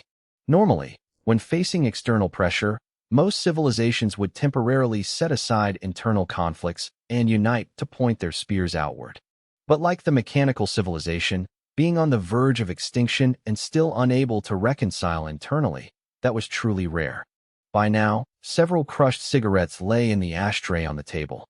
Qin Meng suddenly realized that it seemed the stronger the civilization, the greater its internal conflicts. The mechanical civilization went without saying. Their internal conflict was so severe that for years they didn't even fight the Zerg head-on, but instead split themselves into two civilizations. Thinking about it this way, he felt that Tuo's father managing things to that extent was already not bad. The Casa civilization wasn't much better. The overseer of Star System 27 orchestrated a fake Zerg invasion, slaughtering over 20 level 1 civilizations and causing trillions of innocent lives to perish. The commander-in-chief of the Western War Zone completely ignored the Central Command's deployment orders, stubbornly leading his entire army to launch a long-distance war against the Zerg civilization. The commander-in-chief of the Central War Zone secretly colluded with space pirates, even massacring the family of the Western War Zone's commander-in-chief. But even so, they were still much stronger than the mechanical civilization. At least, after the Western War Zone took the initiative to start the war, the entire logistics force of the Casa civilization was actually mobilized. They prepared to pour all their military strength into the war, rather than just watching the Western War Zone get completely wiped out. If it were the mechanical civilization, the people of the other 4 war zones would have probably started throwing celebration parties long ago. The atmosphere would be joyous everywhere. Comparing them like this, it was easy to see why the Zerg civilization could win every battle and remain virtually unrivaled in this region. Infinite wormholes plus rapid reproduction, infinite resurrection, and devouring evolution. These 4 insanely broken abilities were already beyond discussion, and now there was a 5th point: absolute autocracy. There was absolutely no division within their civilization. Everyone absolutely obeyed the Zerg broodmother without a single voice of dissent, using their very lives to execute orders. United from top to bottom, all their strength was focused in one place, with no parasites internally. It was ironic when you thought about it. A Zerg civilization, filled with countless bugs of all kinds, was the only civilization without any parasites. The historical lessons of his predecessors also reminded him very clearly. The one in power must hold absolute authority to command everything. Work can be delegated, but power must be firmly grasped in one's own hands, absolutely never handed over to anyone. Once a conflict arises below that could affect the long-term development of the train, it must be crushed in the cradle, given no chance to sprout. On this point, things were still fine for now. He didn't know if it was because the atmosphere on the train was quite good, or if his personal charisma was strong enough. It could also be thanks to Lao Zhu's pacification methods being solid enough. But after all this time, no significant conflicts had appeared within the train. Perhaps it was because the time had been too short. Everyone had just escaped a state of insecurity and hadn't had time to overthink things. Once enough time passed and life gradually stabilized, these problems would surface sooner or later. But he had made it very clear to himself. The moment it showed any signs, he would immediately snuff it out, giving it no chance to erupt. After a long while, Chen Meng leaned back in his chair, crushed the dying cigarette in his hand into the ashtray beside him, and sighed, muttering, "The internal affairs of these high-level civilizations are truly complicated." The first time he came into contact with the mechanical civilization was in the encounter map of the heaven-reaching tower on the Azure planet. There, he had witnessed with his own eyes an entire city of robots sacrificing themselves just to cover a train's escape. The battle between the robots and the Zerg monsters back then had deeply moved him. Humans are inherently suspicious creatures, but faced with such selfless loyalty, they would still be profoundly shaken. In the eyes of humans, that is a noble quality, the most worthy of respect. But here, he saw the selfishness, the vices, and the corruption within the mechanical civilization. The complexity within a civilization could be somewhat seen from this. Up until now, the second peaceful civilization he had witnessed was the Xuanwu civilization. Although they also faced immense external pressure, forcing their peak factions to unite, at least that unification was successful. They truly set aside their animosity. The Chioha civilization was a bit worse. Under external pressure, they chose to fight internally first. Before they could even finish their civil war, the entire civilization wiped itself out. As for the first peaceful civilization, it was naturally his own. In his civilization, there was only one voice, and he would absolutely never allow a situation like the mechanical civilizations to occur. 10 minutes later, inside Car 10 of the Xinghong, a large amount of sophisticated experimental equipment was transported out of the unnamed spatial gate. It was placed on the ground elevator, then transferred directly to the Mecha Manufacturing Research Center in Car 2. Boss Meng. Chi Kishio stood to the side, his entire body trembling with excitement. Looking at the pile of equipment, he said, "These sophisticated instruments are way more incredible than the batch we looted last time. As far as I know, Even the research teams of Level 2 civilizations might not be able to manufacture equipment of this caliber. Hell, maybe even the Casa civilization doesn't have this. Plus this massive amount of experimental data. With all this, I can quickly research the first exclusive accessory belonging to our Xinghong. Very good. Chen Meng nodded, then quietly tilted his head to look at Xiao AI beside him. Sift through it. Delete any unnecessary or garbage experimental data. Understood. Xiao AI also gave a slight nod.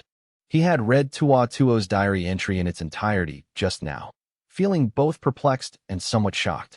He completely didn't expect that the true cause of the mechanical civilization's downfall was internal conflict that had become so severe it was beyond saving. These pieces of equipment were all found in that factory. They were all top-tier sophisticated experimental devices of the mechanical civilization, definitely far surpassing the Casa civilization. Although he had never seen the Casa civilization with his own eyes, in this region, the mechanical civilization was the ancestor of all train-based civilizations, having developed almost to the absolute limit. The Casa civilization was merely a latecomer, fundamentally incomparable. Otherwise, they wouldn't treat relics dug up from mechanical civilization ruins as treasures. Even in such a fiercely conflicted environment, the mechanical civilization once had 100 flowers blooming, with powerful accessories constantly being researched and taking the stage one after another, until the stage was torn down and everything abruptly ended. No one could continue singing anymore. Chen Meng returned to the train's control room, copied the entire diary entry, and saved it into Xiao AI's database. This diary entry absolutely had to be kept. He suddenly felt that Tua was very suited to be a historian. At least she was dedicated enough and blunt enough to record the entire true history of the mechanical civilization. Well, objectively speaking, not entirely. It still carried quite a bit of subjective emotion, and she even rebelled. But at the end of the day, a historian who thought about rebelling and dared to write such things could be considered quite capable. Normally, people in the historian position only thought about how to leave their mark on history. Very few ever thought, hey, why don't I just rebel? Who knows, it might work. He used to feel that there were quite a few stains on his own rise to power, like during the early stages. But after reading the histories of other civilizations, he suddenly felt as clean and simple as a saint. What stains? Developing to this point, he had personally killed exactly 2 people. And what about those guys? Their kill counts were measured in billions. If Bai Qi came back to life, he'd probably have to admit he couldn't bear the title of God of Slaughter. Just a minor official of the Casa civilization had trillions of innocent souls on their hands. They weren't even on the same level. Thinking of this, he even felt he had taken the wrong path in his cultivation. Back then, he shouldn't have abandoned demonic cultivation to cultivate the Tao of mechanics. If he had continued as a demonic cultivator, his myriad soul banner would probably have to be renamed the Million Soul Banner by now. Clearly, demonic cultivation had a brighter future. Cultivating the Tao of mechanics was just a bit cramped. Not a big deal. Inside the planetary train floating in the sea of stars, Chen Meng leaned back in his chair, stretched, and let out a sigh of relief. Even though he had witnessed the severe internal conflicts of many civilizations firsthand, he still felt it would be very difficult for his own civilization to fall into a similar state in the future. Upon entering the Sea of Stars, the progress of civilization moved incredibly fast. Except for the Xuanwu civilization, which was a cultivation civilization where cultivators inherently had long lifespans, the rest of humanity mostly had lifespans hovering around 100 years. Of course, this didn't apply to the middle class and above, especially train captains and high-ranking figures. As long as they spent a certain amount of resources to enter a medical cabin, their body's organs could be restored to their most perfect state. Humans will eventually age, and the speed of aging is so fast it makes one question life itself. When young, doing 70 or 80 sit-ups wasn't tiring. Reaching middle age, one discovers that doing just one leaves them panting, unable to even stand up. Thinking back to the days of sweating it out on the school field under the sunset in one's youth, that memory feels like a past life. The body is the greatest asset. And the medical cabin, this high-end accessory, only required a few 100,000 units of iron, or to easily restore the body to a perfect state. Achieving immortality wasn't that simple. Aside from internal organs still having an irreversible aging limit, there were many other problems to face. For example, the human brain's long-term memory storage limit is only about 150 to 200 years. Exceeding this limit meant having to go to a memory bank to delete some, or finding a way to install a larger RAM stick for oneself. External mechanical brains, external memory storage drives, all sorts of methods existed. It wasn't unsolvable, just resource-intensive. After overcoming these two problems, theoretically, as long as one had enough resources, they could achieve immortality. But the problem was, every time the body was perfectly restored, the amount of resources consumed was higher than the last. This meant one couldn't enter the medical cabin an infinite number of times. No one's resources were infinite. Normally, after consuming about 200 billion units of iron ore, a person could live to be 1,000 years old. If they had more resources, 2,000 or 3,000 years old wasn't impossible either. The biggest gap in any civilization, ultimately, was still the wealth gap. The wealth disparity between the upper class and commoners was already terrifying enough. But what was even more overlooked was the lifespan disparity. The top 10% could live for thousands of years, while the people at the bottom only had 100. The compound interest of time is the most terrifying thing. With such a long period, the wealth accumulated over generations would become an unimaginable number. And this almost completely blocked the upward mobility of those at the bottom of society. Reincarnation became the only boundary in life, and also the only opportunity. Of course, there were also unorthodox paths. For example, risking one's life to explore mechanical ruins.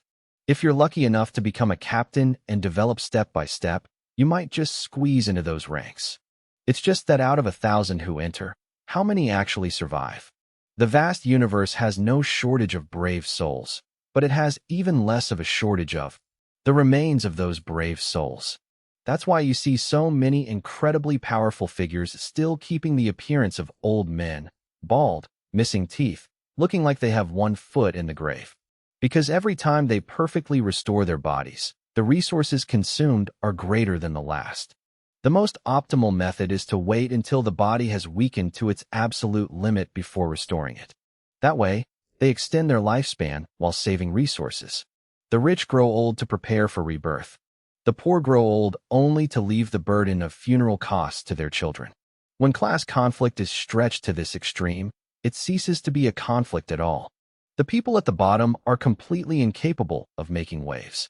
It's completely normal for a family to work for the same clan or company for over a dozen generations. Chen Meng leaned back in his chair, his eyes resting on the train's accessory interface. After pondering for a long time, he decisively upgraded the gold-tier medical cabin accessory straight to level 200, instantly consuming 1.3 billion units of iron ore.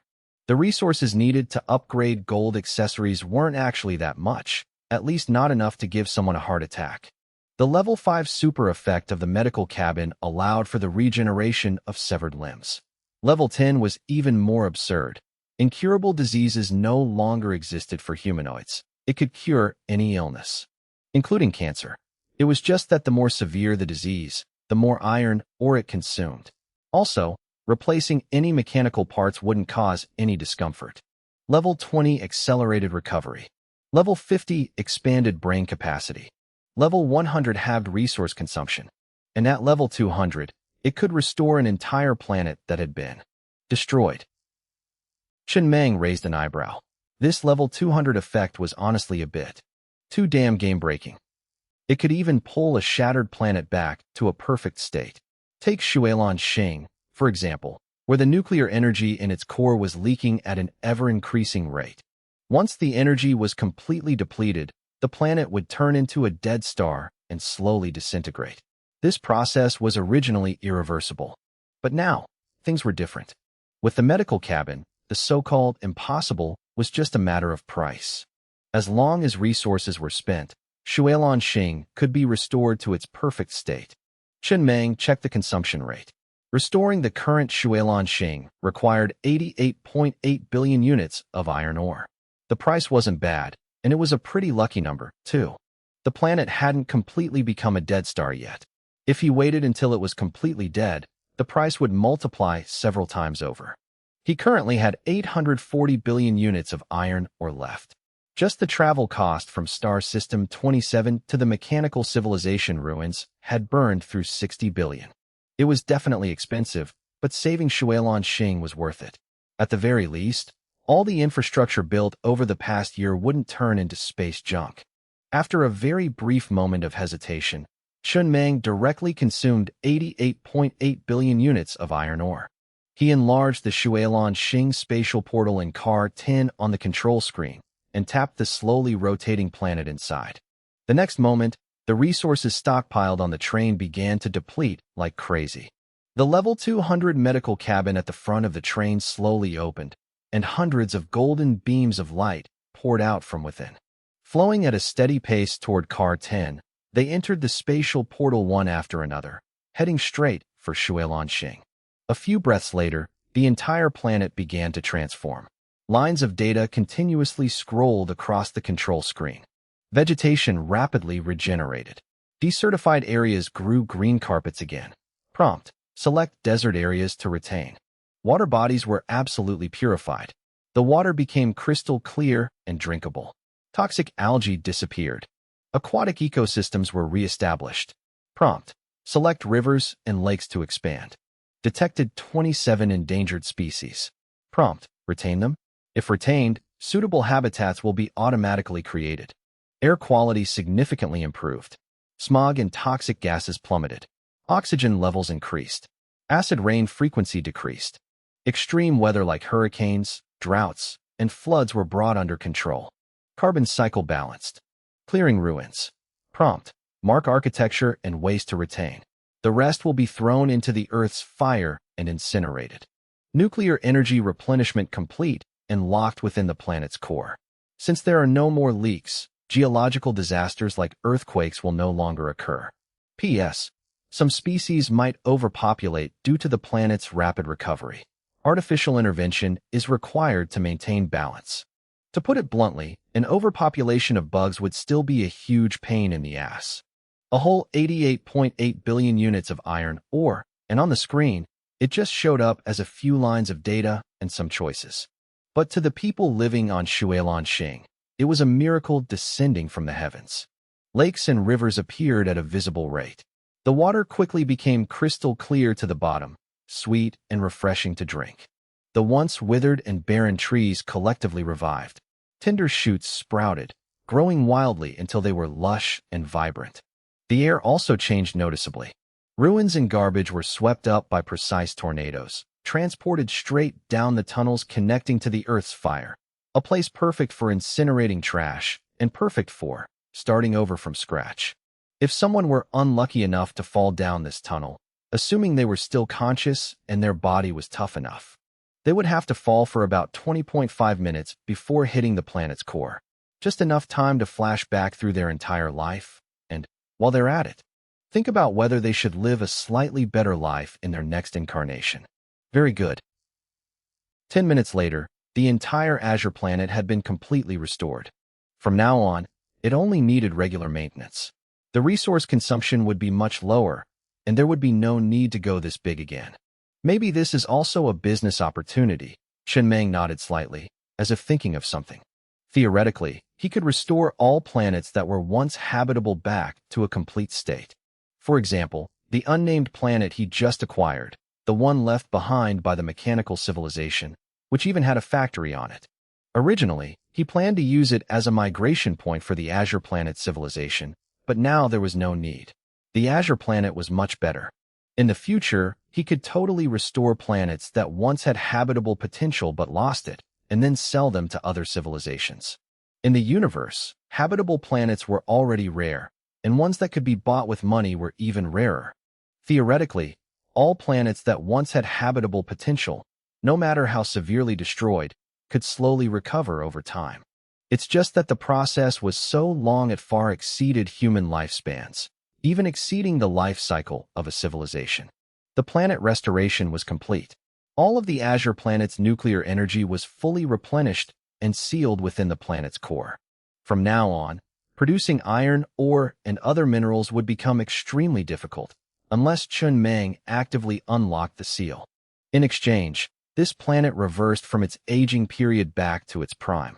There were almost no geological disasters, nor were there hurricanes, floods, or tornadoes.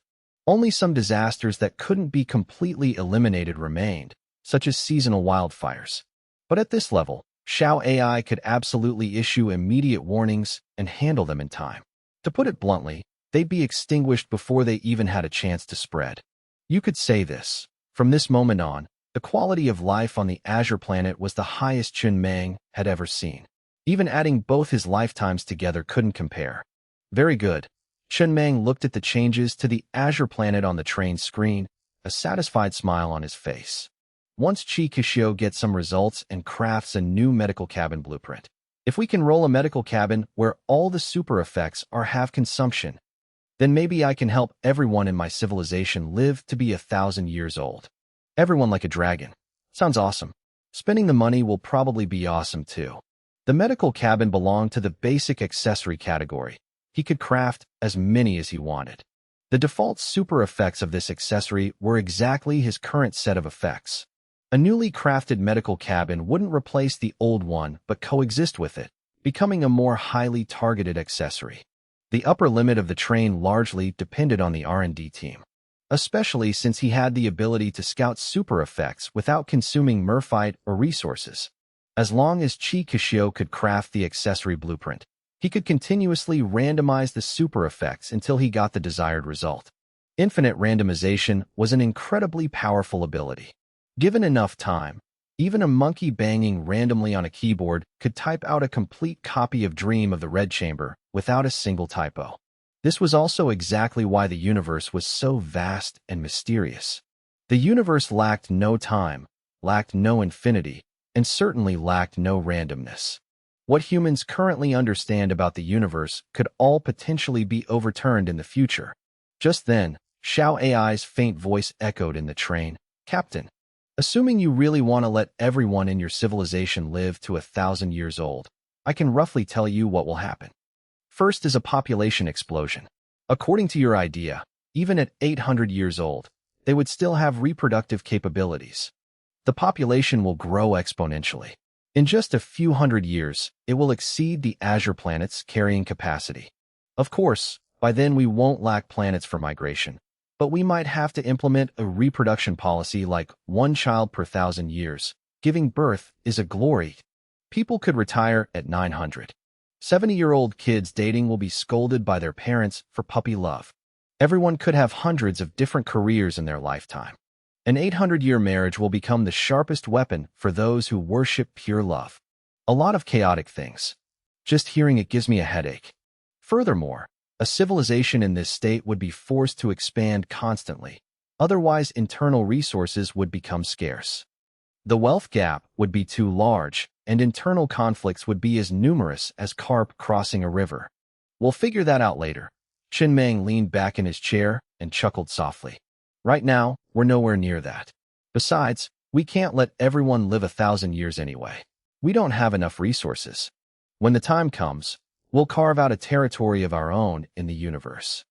There's no need to lock everyone up in the train either. Let them out. Let them build their own trains and go exploring themselves. If they want to extend their lifespans, they can work for it themselves. After finishing all this, Chun Mang continued to observe the train screen, where the remaining robots were exploring the planet left behind by the mechanical civilization. For now, they hadn't discovered any more useful clues. He planned to take another lap around this area, then head back. He wanted to pull off a few big scores. During this time, Chun Mang had actually earned quite a bit of resources, such as the investment of nearly 10 trillion units of resources from the Xuanwu civilization. The 2 resource clusters behind Mining Planet 1 were almost finished being mined, but hadn't been inventoried yet.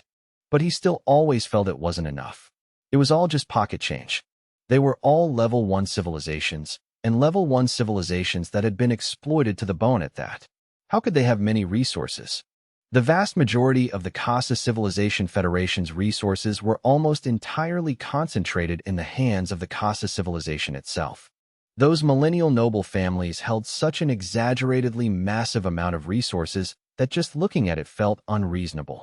Chen Meng planned to wait until the war officially broke out, then first go visit a few millennial noble families of the Kasa civilization to get a taste.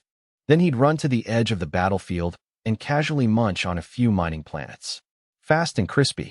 10 days later, the planetary train slowly headed toward the Fortune planet, preparing to return. But on the day of departure, he left a refrigerator on a nearby desolate planet. If he wanted to come back later, he just needed to send someone through the fridge. It was a pity he hadn't found anything that could shrink the entire train, otherwise he could just bring the train straight out of the fridge. Then it would truly be like a spatial wormhole. Just thinking about it felt convenient. During these 10 days, he also went to check the mechanical ruins that other explorers had visited. To put it bluntly, he was flipping through piles of space junk in the universe to see if anything usable was left behind. This process was quite dangerous. Getting hit by pieces of space junk still hurt a lot, leaving massive bruises. It felt no different from panning for gold. It's just that after panning for 10 days, the result was all genuine, authentic space junk. The reason he stayed here for 10 days was mainly to wait for a package delivery. According to his calculations, 10 days was enough for his goods to reach 4 different regions in the Kasa Civilization Federation. He had sent a few refrigerators to those 4 places as a greeting gift, taking the opportunity to scout out a few millennial noble families of the Kasa civilization. He couldn't afford to provoke the Kasa civilization itself, but as for the millennial noble families within it, he felt he could still try to mess with them. Even without the train, having to use other methods to act, it wasn't completely impossible. At this moment, Chun Meng was leading Lao Zhu and the others, sitting in a cafe in the city. Looking at the auction list in his hand, his eyes gradually narrowed. The final auction item was a special prop called the Hell Brooch. Its effect was very simple, yet incredibly overpowered. It could shrink an entire train and store it inside the brooch, similar to a type of spatial technique. The people inside the train wouldn't be affected at all and could live normally. It's just that there would be no light outside the windows.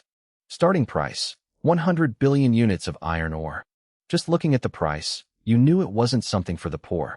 The place he was sitting in was the central region of the Kasa Civilization Federation, Jix City on the Gemini planet. He had come here via refrigerator.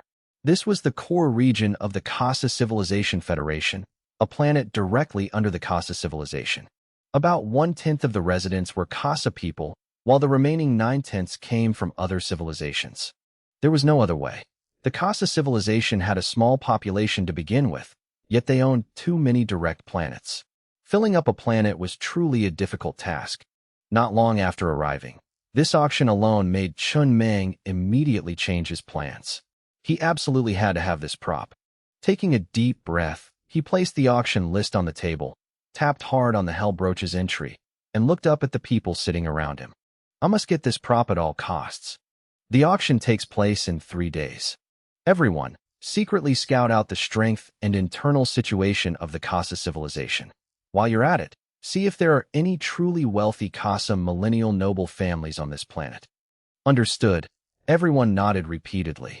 The intelligence-gathering mission was assigned to Zhou Shun. Actually, the most suitable person should have been the leader of the Philia space pirates, Fuliu Falu. But he was a goblin. Showing up here would be too conspicuous. Just imagine a goblin walking into a tavern, heartily downing a drink, and yelling to ask if anything interesting happened recently. He'd definitely be stared at like a rare creature. In comparison, Zhou Shun was much more tactful. Plus, having lived in the Chioa civilization for a long time, he was very familiar with the Kasa Civilization Federation. If he got this prop, his plan to rob the Kasa millennial noble families would be much safer. As long as he was fast enough to rob and run, it would be hard for the Kasa civilization to track down the culprit. Parasites, from a certain perspective, were also granaries. Robbing these parasites was basically opening the granary for grain. Quite a few higher-ups actually liked raising parasites as reserve granaries. They'd turn a blind eye normally, and when they were short on funds, they'd open the granary. Wartime was approaching, and it was about time for the Kasa civilization to open their granaries. If he didn't open them first, he was afraid Kasa would do it themselves. Chun Meng led Xiao AI down the street, looking up at the sky. The entire city was prosperous to the extreme. Countless skyscrapers, hundreds or even thousands of stories high, towered before his eyes. Giant advertisements covered the exteriors of thousand-meter-tall office buildings. Neon lights flashed incessantly in the night, pushing light pollution to the absolute max. A luxurious scene, but also enough to make one feel that it was very suitable for hiding crimes. Between the buildings were several massive interwoven highways, entirely made of an intangible golden gas. Every 1,000 meters or so, a ring encircled this cylindrical golden gas. Whether pedestrians or vehicles, they could move freely in midair. The source of speed seemed to come entirely from the golden gas, not the vehicles, because those pedestrians clearly couldn't run that fast on their own. The speed of all vehicles and pedestrians was fixed at a constant rate, completely avoiding traffic accidents. Every segment had an intersection, like a highway tunnel suspended in midair. Chen Mang didn't know the exact principles behind it, but just looking at it was bustling enough. I like this city. Chen Mang stood at the entrance of the alley for a long time before speaking slowly. The Azure Planet is missing a prosperous city like this. I want to bring this entire city back. Neon City was actually already very prosperous, but compared to this place, it was still far behind. Whether it was light pollution or technological level, they weren't in the same league. To put it bluntly, it was still green. Xiao AI. How is it? Do you need another upgrade?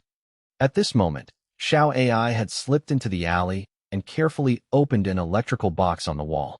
Her fingers constantly transformed into various tools, continuously testing inside the electrical box before she whispered, "It seems I don't need an upgrade." But wait a minute, I found a surprise. Ever since Chun Mang confirmed that this city was entirely built by the Kasa civilization and completely controlled by a high-level advanced AI, he had come up with this idea. In the field of network hacking, Xiao AI was literally holding all the cards. That special prop, he absolutely had to have it at all costs. To him, having or not having that prop were two completely different levels of existence. Saying it was like giving wings to a tiger was an understatement. More accurately, it was 1 + 1 = more than 10. By any means necessary, he had to get it. Buying it was out of the question. The starting price was already 100 billion units of iron ore, and no one here lacked money. He knew exactly how much was in his own pockets. Where would he get the qualifications to bid fairly? But if he couldn't buy it, he could steal it. And not stealing it from the winning bidder, but robbing the auction directly before it even started. The plan was very clear. First, bring the batch of impotence-inducing clothes into the auction house for appraisal, taking the opportunity to scout out where that special prop was kept. Then, seize all the authority of this city and strike directly. For example, turning off the auction's automatic alarm system so the Law Enforcement Bureau wouldn't receive any information, or freely adjusting the speed and entry quotas of the aerial highway tunnels. Even controlling the ground traffic lights, casually adding high-level privileges for his group in the system. Just thinking about it felt very reasonable. Behind Xiao AI was an open refrigerator. A wire poked out from inside, connecting straight into the back of her robot body.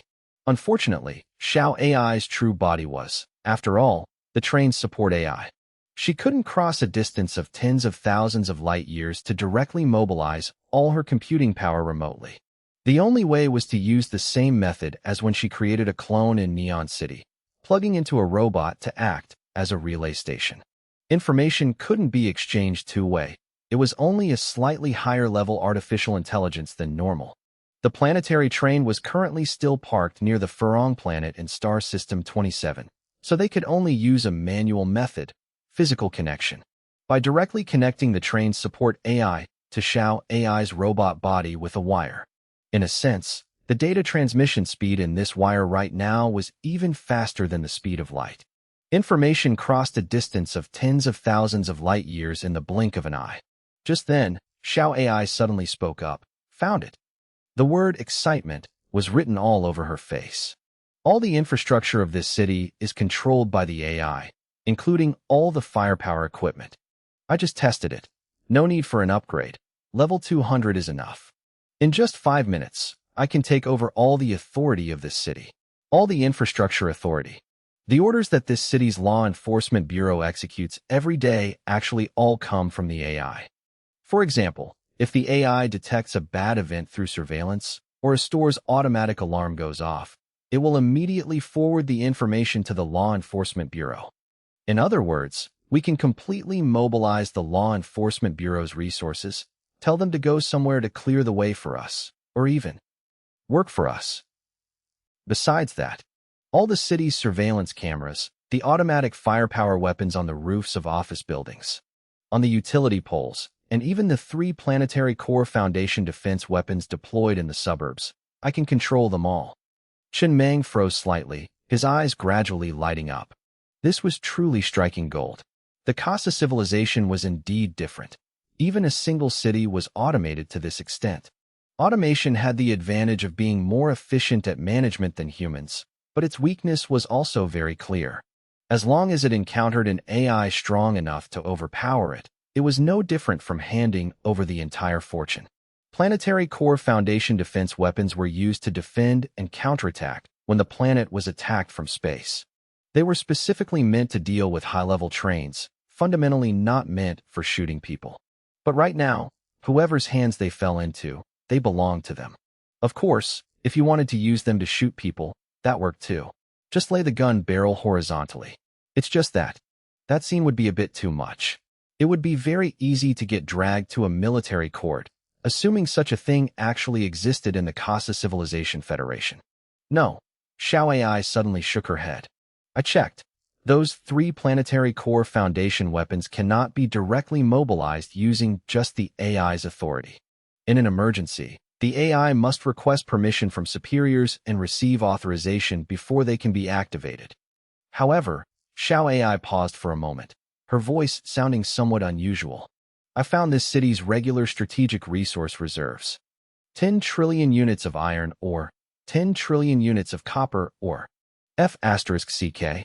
Chen Meng's breathing instantly grew heavy, his eyes turning slightly red. Holy shit.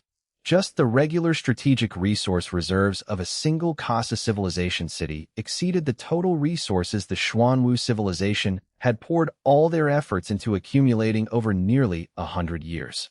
The gap between a level 1 civilization and a level 3 civilization was much larger than he had imagined. 10 trillion units of iron ore. That's 10 trillion. The Gemini planet was located in the most core position of the Casa Civilization Federation, a planet directly under the Casa civilization. That meant even if war broke out, it would be very difficult for enemies to penetrate this deep. Even if they did manage to break in, relying on those Foundation weapons wouldn't be enough to turn the tide of the battlefield. It would be practically futile. But even so, they still reserved 10 trillion units of iron ore. If he could get his hands on this iron ore, plus a little more, it would basically be enough to upgrade his armor straight to level 200. Level 200 armor. No matter how earth-shatteringly the Casa civilization and the Zerg civilization fought, he could leisurely swim through the battlefield, practically invincible. And Jik City was just one of the prosperous cities on the Gemini planet. There were 17 cities of this caliber on this planet. If each one reserved an equivalent amount of resources, the total would be 170 trillion units of iron ore and 170 trillion units of copper ore. Good lord. The Xuanwu civilization handed over their entire fortune to him, and it was only 5 trillion units of iron ore.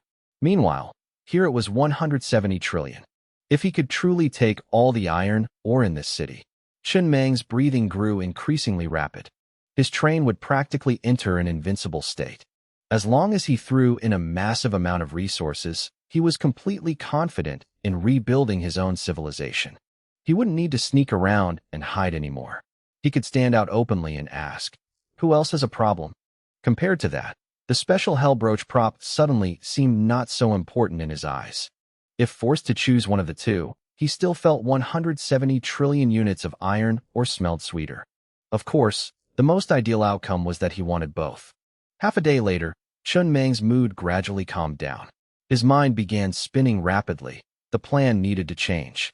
By this point, the plan had deviated quite far from the initial setup.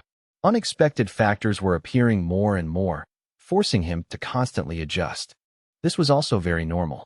In this world, There was no such thing as a plan that ended up exactly the same as it started once executed. After you seize authority, how long will it take for the other side to sound the alarm? Chen Meng asked. The Casa civilization handed the city over to AI automation, but it was absolutely impossible for them not to have preventive measures. 1 hour, Xiao AI replied. Every hour, this city's AI sends a random code to its superiors. That code is compared with a code generated by a twin AI up above. I can't fake this. In other words, after I seize authority, I'll be discovered 1 hour later. At that time, the authority will be forcibly revoked, and the Casa civilization will immediately deploy countermeasures. 1 hour. Chen Meng lowered his head in deep thought for a long time before looking up. Where is the Strategic Resource Reserve warehouse located? A warehouse in the suburbs. They built it that far away. They arranged it that way right from the city planning stage. The process for you to hack and seize authority over the entire city takes 5 minutes, right? Can it be any faster? It can't be any faster, Xiao AI shook her head. The process is very complex. 5 minutes is already the limit. What if I upgrade you? Upgrading might make it a bit faster, but there's a limit. Unless you upgrade me to level 300, 400, or even 500, there won't be a qualitative change. If you only upgrade me by a dozen levels or so, the difference won't be noticeable. Never mind then, Chen Meng shook his head. After surpassing level 200, the resource consumption to upgrade accessories would skyrocket. With the train's current resources, level 300 was already very difficult, and level 500 was completely out of the question. He hadn't even heard of anyone possessing a level 500 super effect, whether it was the mechanical civilization or the Casa civilization. That mechanical civilization princess only had a level 200 AI and was already thrilled out of her mind. Is the hourly report to the superiors on the hour? Yes, on the hour. All cities at the exact same time. Got it, Chen Meng said no more. That meant, if he seized authority of this city at 1555, when 1600 hours hit, the city's AI would automatically upload the code. Once it failed to upload, or the code was wrong, the system would immediately switch to a state of emergency alert. 1 hour is 60 minutes. 5 minutes to hack a city's AI. Theoretically, he could hack 12 of them. Leaving a little time for travel, he could seize full authority over a maximum of 10 cities within an hour. After seizing authority, the resource reserve warehouse of each city would practically become their private stash. They could take as much as they wanted. The prerequisite was that he had to send refrigerators to these 10 cities first. Once the plan started, he only had exactly 1 hour. In that hour, he had to clean out the warehouses of 10 cities. Added up, that would be 100 trillion units of iron ore and 100 trillion units of copper ore. A total resource amount 20 times the entire fortune the Xuanwu civilization had given him. A number enough to jolt someone awake in the middle of the night. Very good. Chen Meng quickly reviewed the plan in his head, then laughed out loud. I'll take Lao Zhu to the auction house first to consign that batch of clothes, and see if we can scout out where the special prop is kept. You go arrange for people to send refrigerators to the other 10 cities. Once all preparations are complete, the plan starts immediately. Schedule this city for last. After robbing the warehouse, we'll conveniently rob the auction house too. Then we retreat immediately through the fridge. For this operation, the train couldn't directly participate in combat. But that was fine. The battlefield was on the planet's surface. The train wasn't a strict necessity. He had enough armed combat robots, and the city itself had many combat robots directly controlled by the AI. As long as Xiao AI seized authority, all of them would become his firepower. As long as they were fast enough, they could complete the plan before anyone had time to react. By the time they figured out what happened, he'd already be in star system 27, tens of thousands of light years away. This score could definitely only be pulled off once. After it was done, the Casa civilization would immediately raise their guard. If he wanted to do it again next time, he'd have to think of another way. It was a pity that there were 17 cities of this caliber on this planet, yet he could only take the resources of 10. He wouldn't have time to hit the other 7. A bit of a shame, but it couldn't be helped. Life is inherently made up of regrets. Filthy rich, truly filthy rich, Chen Meng leaned against the wall at the alley entrance, sighing in awe. The extreme wealth disparity created an unbelievable sense of alienation. The Casa civilization was much richer than he had imagined. He didn't even dare to think. If Level 0 authority were handed over to the Casa civilization, let alone a Level 3 civilization, they'd probably march straight to Level 5. By then, who would be beating up whom was still up in the air. He finally understood why the Casa civilization was so full of parasites internally, guarding a massive amount of strategic resources day in and day out, especially the kind that was almost never used. It would be weird if they weren't corrupt. Moreover, that amount of resources was just a drop in the bucket for the Casa civilization. Even if they embezzled a little, no one would bother to notice. Wait a minute. Chen Meng's expression suddenly changed slightly. While reviewing the plan, he discovered the biggest loophole. The strategic resource reserves displayed in the database were 10 trillion iron ore and 10 trillion copper ore, but no one knew how much was actually there in reality. Who knew to what extent those guys had embezzled? Fortunately, according to the pre-war statement by the Commander-in-Chief of the Casa Civilization Federation's Western War Zone, nearly half of the Western region's strategic resource reserves had been swallowed up. If calculated based on a 50% embezzlement rate, it was still enough to use. 50 trillion iron or plus 50 trillion copper ore. More than enough. Damn it, those fucking parasites. Don't tell me they dared to embezzle even more? 1 hour later, a total of 16 express packages had been delivered to the other 16 major cities of the Gemini planet via ultra-fast delivery services. That's right, 16 packages. The plan had changed again. Compared to an hour ago, the plan had been adjusted a bit more. Plans are just like that. Before official implementation, they constantly change and are gradually perfected during the thought process. While discussing with Xiao AI, he had found a better course of action. The planetary train was currently tens of thousands of light years away. Xiao AI could only work through a wired connection. But Xiao AI didn't just have one body. She had countless. It's just that the other robot bodies needed emergency modifications. This way, when the plan started, they could send out 17 robots simultaneously through the 17 refrigerators, conducting parallel hacking via wired connections. With Xiao AI's level 200 computing power, this workload was completely within her capabilities. That also meant they didn't need 5 minutes for each city before moving on to the next. The entire process would be multi-threaded, saving a massive amount of time. And that also meant their target was no longer 10 cities, but all 17 cities on the Gemini planet. Theoretically, after this plan succeeded, they could rake in 170 trillion units of iron ore and 170 trillion units of copper ore, an astronomical amount of resources. This was a one-and-done deal, and it could only be done exactly once. After this score, the other cities of the Casa civilization would definitely raise their alert levels to the maximum. By then, infiltrating wouldn't be as easy as it was now. Since it could only be done once, then naturally, they had to go all the way. Gemini planet, Jix City, inside a cafe. Chen Meng had his head bowed over a tablet, using a stylus to continuously edit and perfect the plan. The delivery still needed a little more time to arrive, but the overall plan basically had no major issues left. The only point that needed special attention was that they couldn't divide into teams to rob each city's resource warehouse sequentially. There simply wasn't enough time. They had to split into multiple teams and act simultaneously. This also meant that this operation was an extremely severe test for Xiao AI and the team captains. But Chen Meng trusted the people under his command. Before following him, none of them were nobodies. Handing things like this over to them, he truly had nothing to worry about. For example, the leader of the Philia space pirates, Fuliu Falu.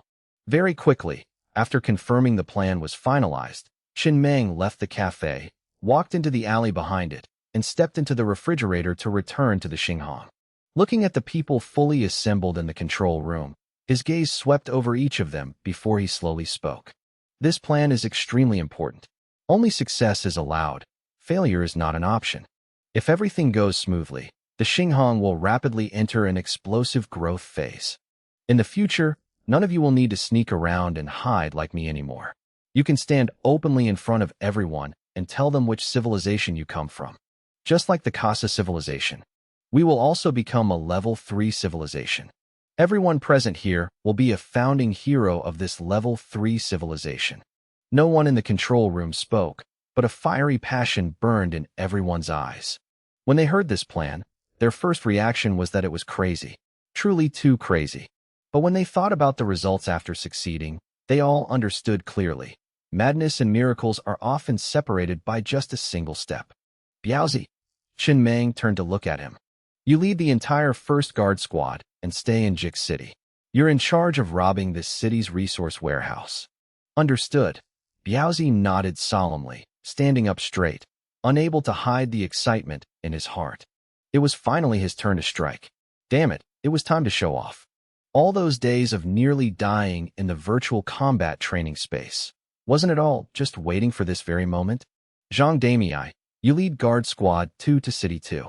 Captain of Squad 3, you lead Guard Squad 3 to City 3. Zhang Damei and the Captain of Squad 3 responded simultaneously, their expressions dead serious. Fu Lu. Chen Meng looked over at him. You lead your subordinates to City 4. Have your trusted aides lead their people to City 5 and City 6, respectively. Fu Lu nodded in response, a flash of helplessness in the depths of his eyes. He used to think he was crazy enough, putting a bounty of hundreds of billions on his own head, daring to rob the merchant guilds of a pacifist civilization, and even daring to mess with the civilization's government. But after joining the Xinghang Hao, he finally understood what it meant that there's always a higher mountain. Robbing the resource vaults of the level 3 Casa civilization? This wasn't just having the guts of a tiger or leopard anymore. This was swallowing the guts of a star behemoth whole. Well, since he was already back to his old trade, he might as well pull off the biggest heist of his life. And knowing Boss Mang's personality, there would probably be even bigger heists in the future. Young Master Li.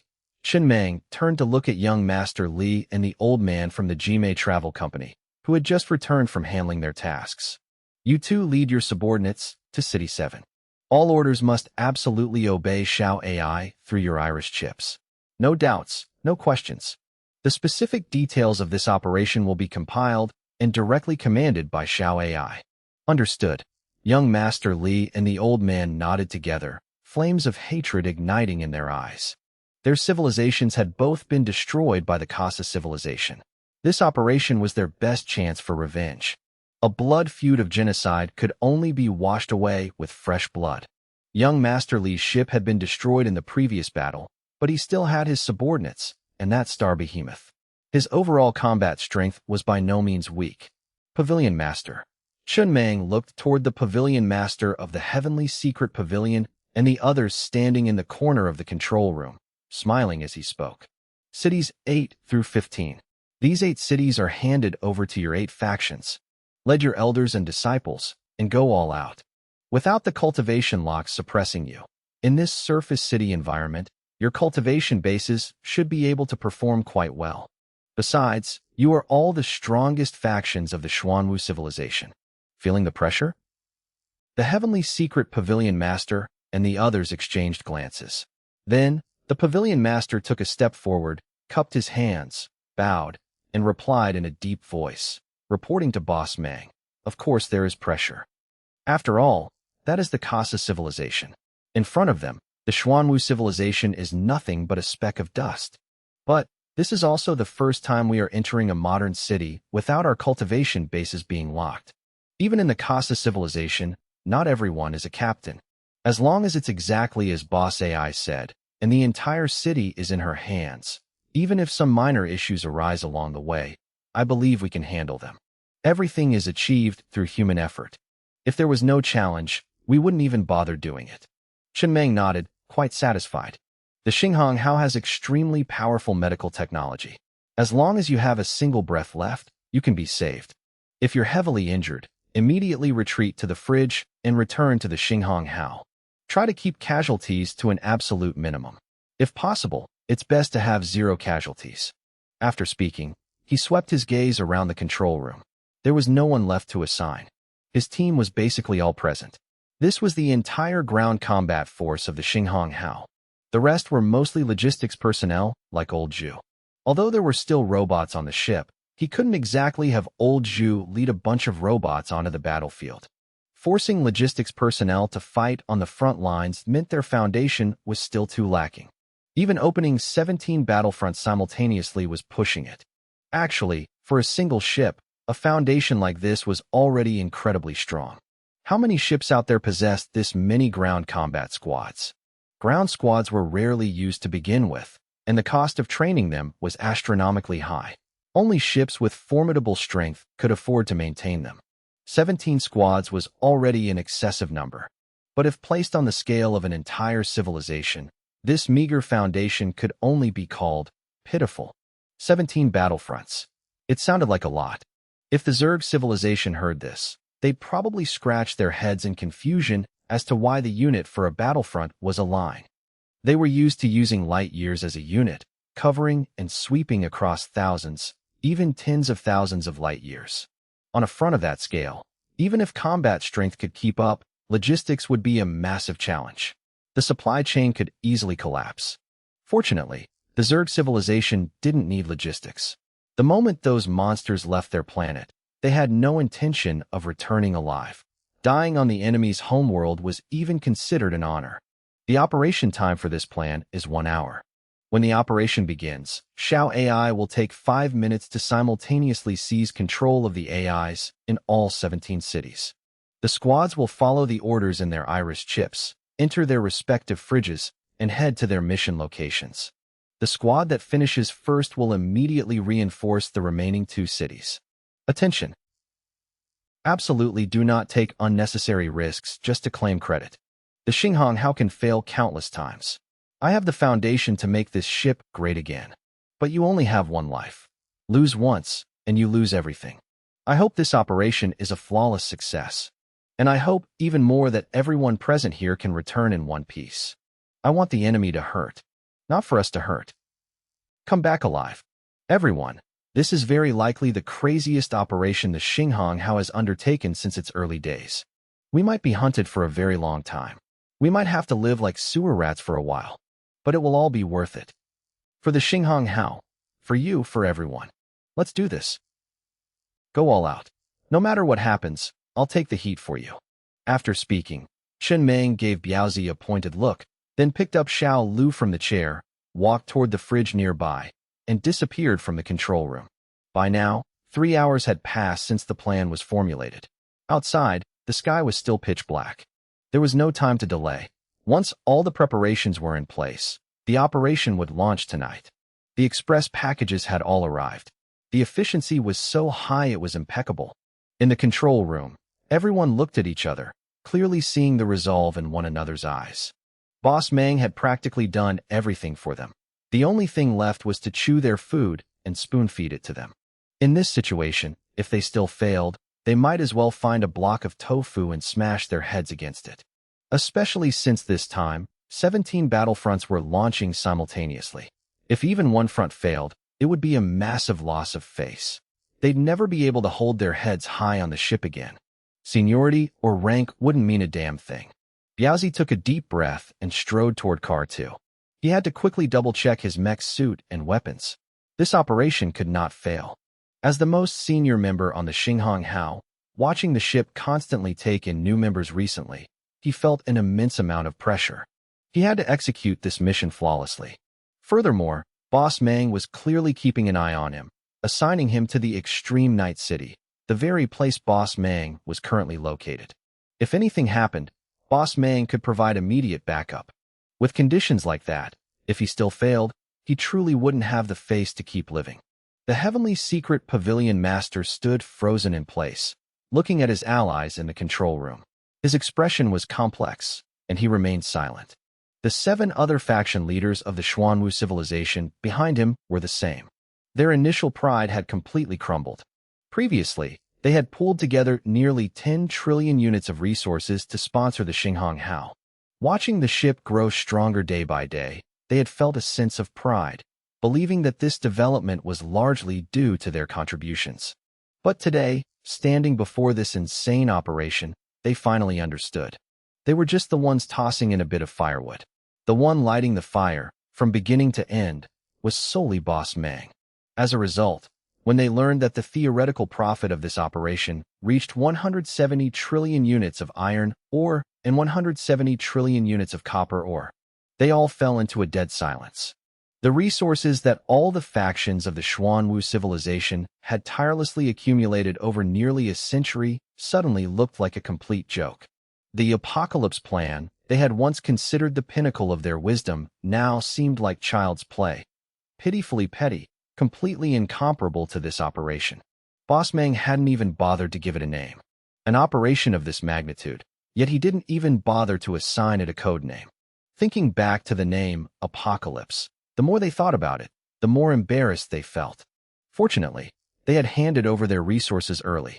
If they had been just a little bit slower, that meager amount of resources probably wouldn't have even bought them a ticket onto the Xinghong Hao, let alone dragging their entire planet along to escape when the war broke out.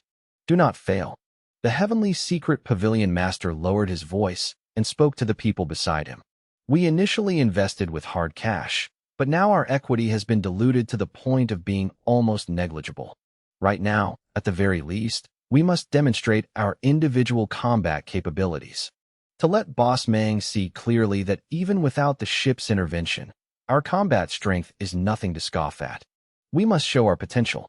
Who knows? In the future, we might still be able to secure priority for resources or even take charge of the ship's ground combat squads. Initially, they wanted to be major shareholders. Looking at it now, they could forget about being shareholders. The only path left was to invest with their abilities and techniques. This time, we can only succeed. We absolutely cannot fail. If we fail, not only will our capital be wiped out, but we won't even have the chance to invest our skills anymore. By then, their presence on the Xinghong Hao would become terrifyingly insignificant. Promises? As Boss Mang held more and more resources in his hands, that 10 trillion from back then would probably just be a fleeting number in his memory. We cannot pin all our hopes on a promise. They had to prove their own worth. Under the night sky, the extreme night city was submerged in eternal darkness. Chen Mang sat in a roadside cafe, scrolling through the news on his tablet. This city never saw the sun all year round, which was how it got its name. Perhaps because of that environment, the light pollution here was extreme. The entire city looked like a dazzlingly bright cyberpunk metropolis. He really liked this place. If he had the chance in the future, he wanted to build a city just like this in his own civilization. He was reading news related to the Casa civilization. What was noteworthy was that the Casa civilization's territory spanned tens of thousands of light years.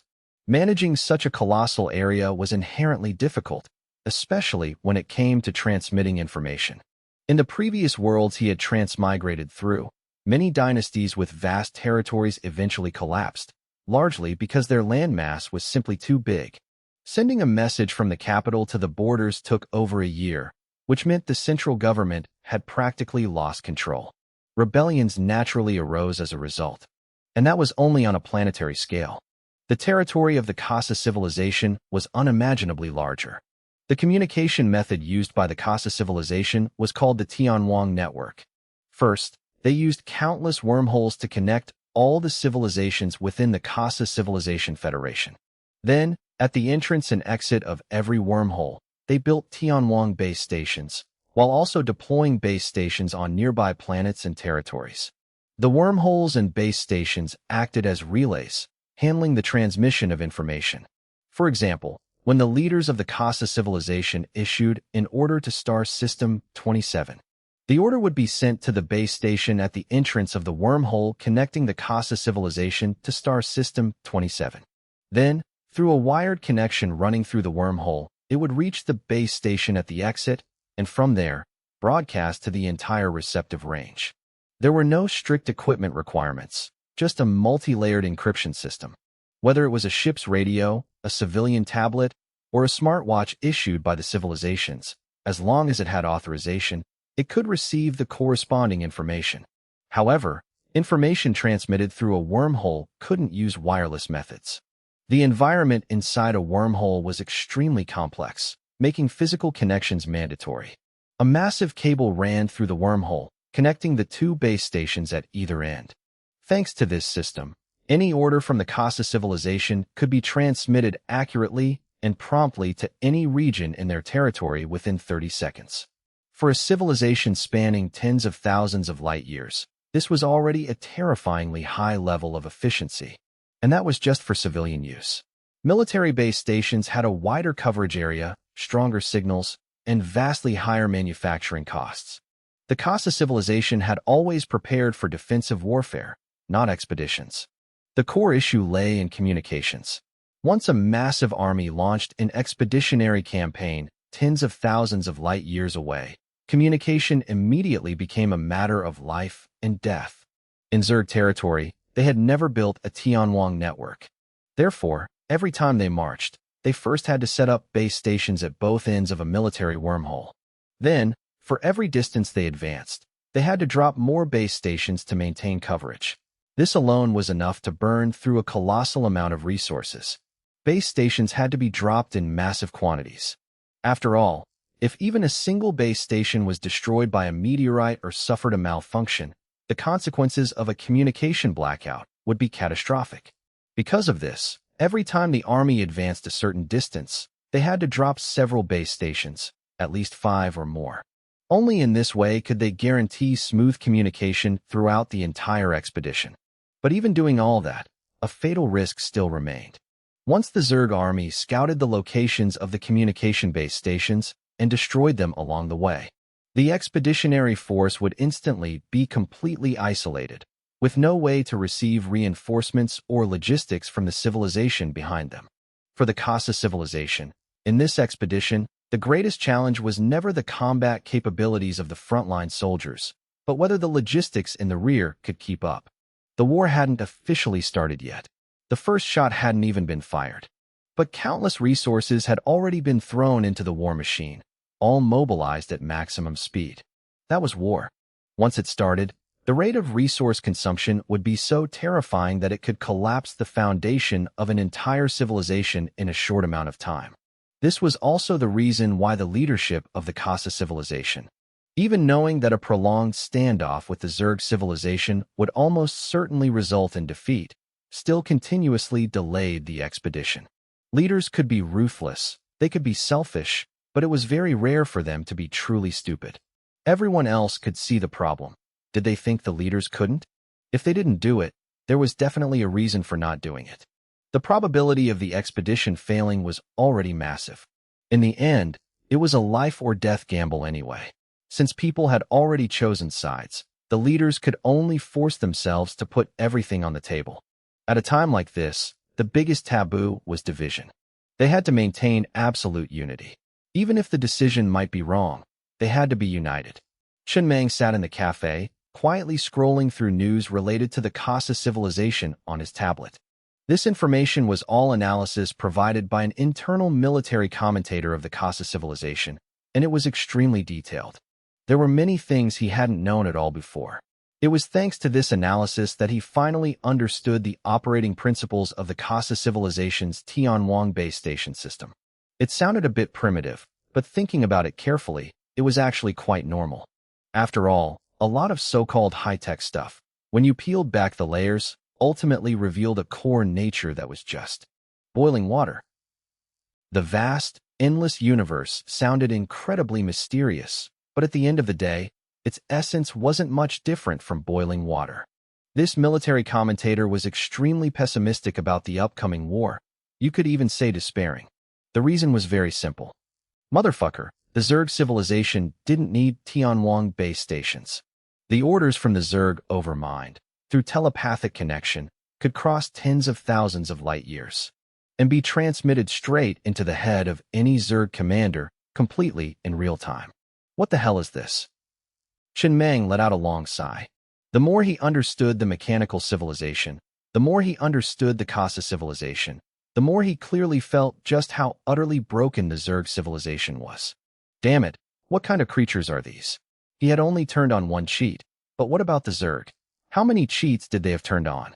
Just make them invincible and be done with it. What's the point of all this posturing?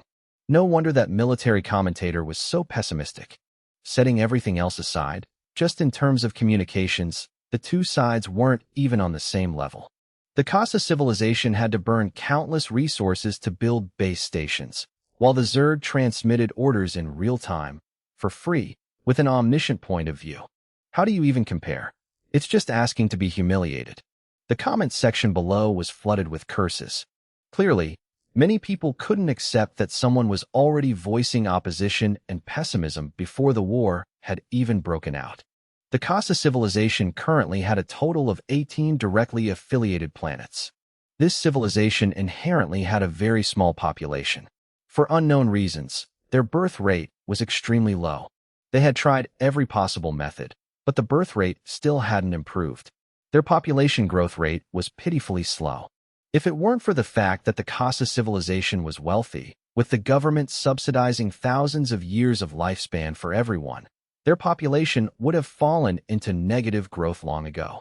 However, in recent years, the Casa civilization had attracted a massive amount of manpower from other civilizations to come work for them. These people gradually took over some grassroots management positions and were issued Casa civilization green cards, officially recognized as Casa citizens. Even though the rules of the universe didn't recognize arbitrarily changing one's affiliated civilization, the Casa civilization allowed it. Their laws, to put it bluntly, were backed by the confidence of wealth. What's been going on lately?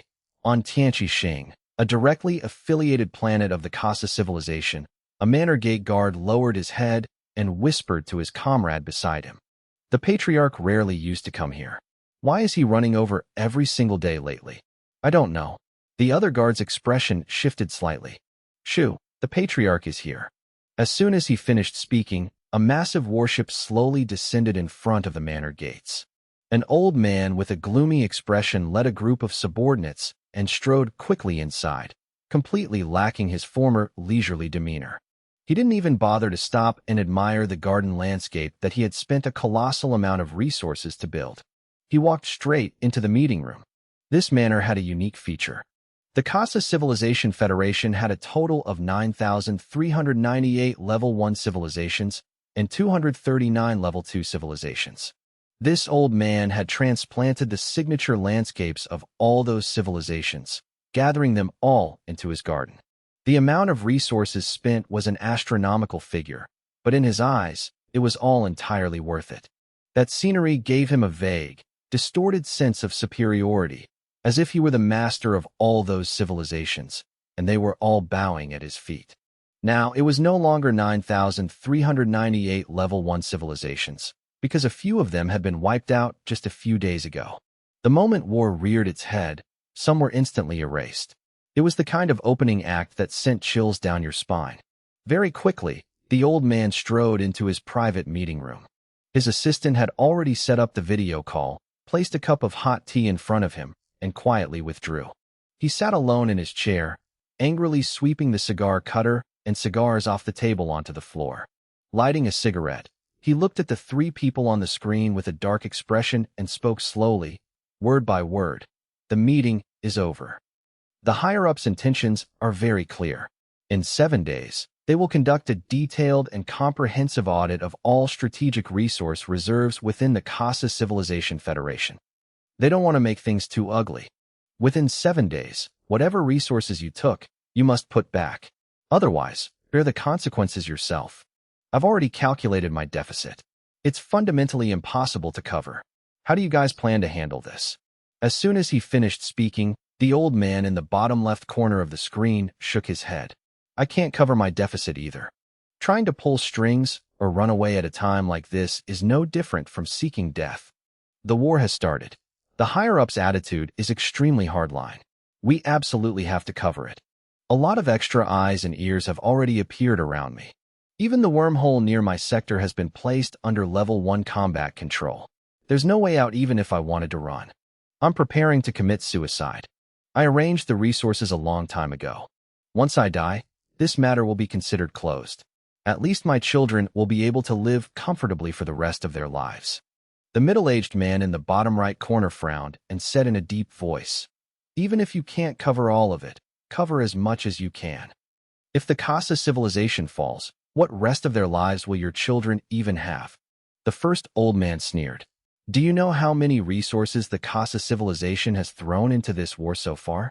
How many resources have been transferred to the front lines? The war hasn't even officially broken out yet. There have already been 5 waves of resource transfers. Every single wave was an astronomical figure. How much did I embezzle? Add it all together, it's not even 7 trillion. And those 5 waves of resources were just the appetizer.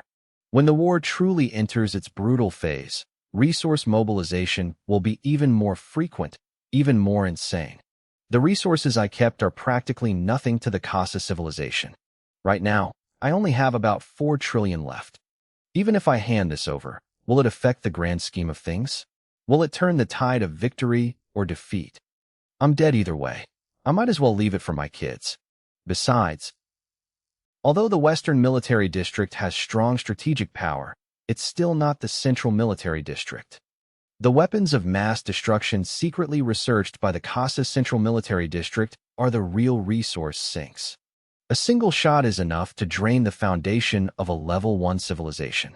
When the war enters the life or death stage, when those weapons are brought to the table, my 4 trillion in resources wouldn't even be enough to fire one shot. So what's the point? The power of an individual, in the face of an entire civilization, was pitifully small. 4 trillion in resources was a massive number. The Xuanwu civilization had accumulated for nearly a century and only had about 10 trillion. But placed on the chessboard of a top-tier civilization, in a decisive battle initiated by that very civilization, this amount was truly just a drop in the ocean, swept away the moment it fell. As for using a private ship to open a wormhole and escape, they didn't even consider it. There was no way. Don't even think about it. Right then, the old man in the meeting room looked up at the middle-aged woman at the top of the screen and asked in a deep voice, "What about you? What do you think?" "Me?" The middle-aged woman smiled and shook her head. "What does this have to do with me? I absolutely haven't embezzled a single cent of strategic reserve resources. Those are strategic reserve resources. Do you guys not understand the meaning of the word reserve? I just made a little pocket change through my authority. Unlike you guys. This time, the investigation won't reach me." The other 3 fell silent upon hearing this. Any civilization cracked down on corrupt officials, and the Casa civilization was no exception. Trading power for money easily left traces. Handle it poorly, and you'd be reported and lose your position immediately. Conversely, embezzling strategic reserve resources carried almost no risk. During cross-regional periodic audits, colluding with each other was enough to cover it up, as long as war hadn't broken out. In the Casa civilization, power rarely rotated. Everyone had long lifespans. The people at the top didn't step down, making it hard for those behind to move up. Once you got caught up in power-for-money transactions, you would definitely be dragged out and made an example of. It was just that no one expected that damn commander-in-chief of the Western Military District to unilaterally launch an expedition, without warning anyone, forcibly dragging the entire Casa civilization into this decisive battle. Everyone was caught completely off guard. Never mind whether the Zerg were surprised or not. When the news arrived, their own first reaction was sheer shock. Isn't this guy a fucking idiot? The old man sitting in the meeting room remained silent for a long time before slowly continuing. "Let me be clear. I've infiltrated 3 cities on Shuangzixing. I've taken a portion of the strategic reserve resources from these 3 cities. I cannot cover that deficit. You guys have to think of a way to help me. If you can't think of one, then we all die together. I will definitely drag everyone down with me. You can rest assured on that." "How much did you embezzle?" The middle-aged woman frowned. It sounded infuriating, but if this guy got caught and went crazy, blowing everything up, she wouldn't be able to avoid the collateral damage. "From each city, I took 10 trillion units of iron ore and 10 trillion units of copper ore. So added up, that's 60 trillion in resources." The middle-aged woman said coldly, "That's not a small amount. Making money is a lot easier for you guys than it is for me. How much strategic reserve resources do those 3 cities have in total?" "A total of 60 trillion. The sarcastic smile on the middle-aged woman's face on the screen instantly froze, then slowly vanished. After a moment of silence, she calmly opened her mouth. "You call that taking a portion? You wiped them completely clean." "At first, I only took 20%. The old man in the meeting room said nonchalantly.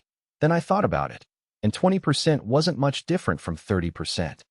So I took 30%. Then I thought again, 30% and 50% are basically the same. So I took another 20%. Finally, I figured if I get caught with a number this big, whether I take 50% or 100%, I'm dead either way. Since the outcome is the same, I might as well take it all. So I took the last 50%. The three people on the video screen simultaneously fell silent. A long time later, the old man in the bottom left corner spoke first. You really are something else, brother. Oh, by the way, brother, I forgot to tell you something. There actually is a difference. In your situation, once you're caught, you're going to suffer quite a bit of torture. You won't even get to die in peace. If I get caught, I'll end myself first. The old man said calmly. The problem right now is there a way for us not to get caught? After a long time, the middle-aged woman finally spoke. Isn't there a 7-day deadline? What's the rush? Within the Casa civilization, there's no shortage of embezzlers. To be more precise, almost no one is clean. Let's just see how the others handle it. When the time comes, we'll follow their lead. There will be a way somehow. I don't believe that with a massive war approaching, the higher-ups would actually kill us all. True. Although this meeting didn't produce a concrete plan, it at least made everyone less panicked than before. On a certain planet of the Casa civilization, an old man stood before a desk in a study, bowing and speaking softly. Chancellor, everything has been arranged. The people we have secretly selected over the years can comprehensively replace the current power structure.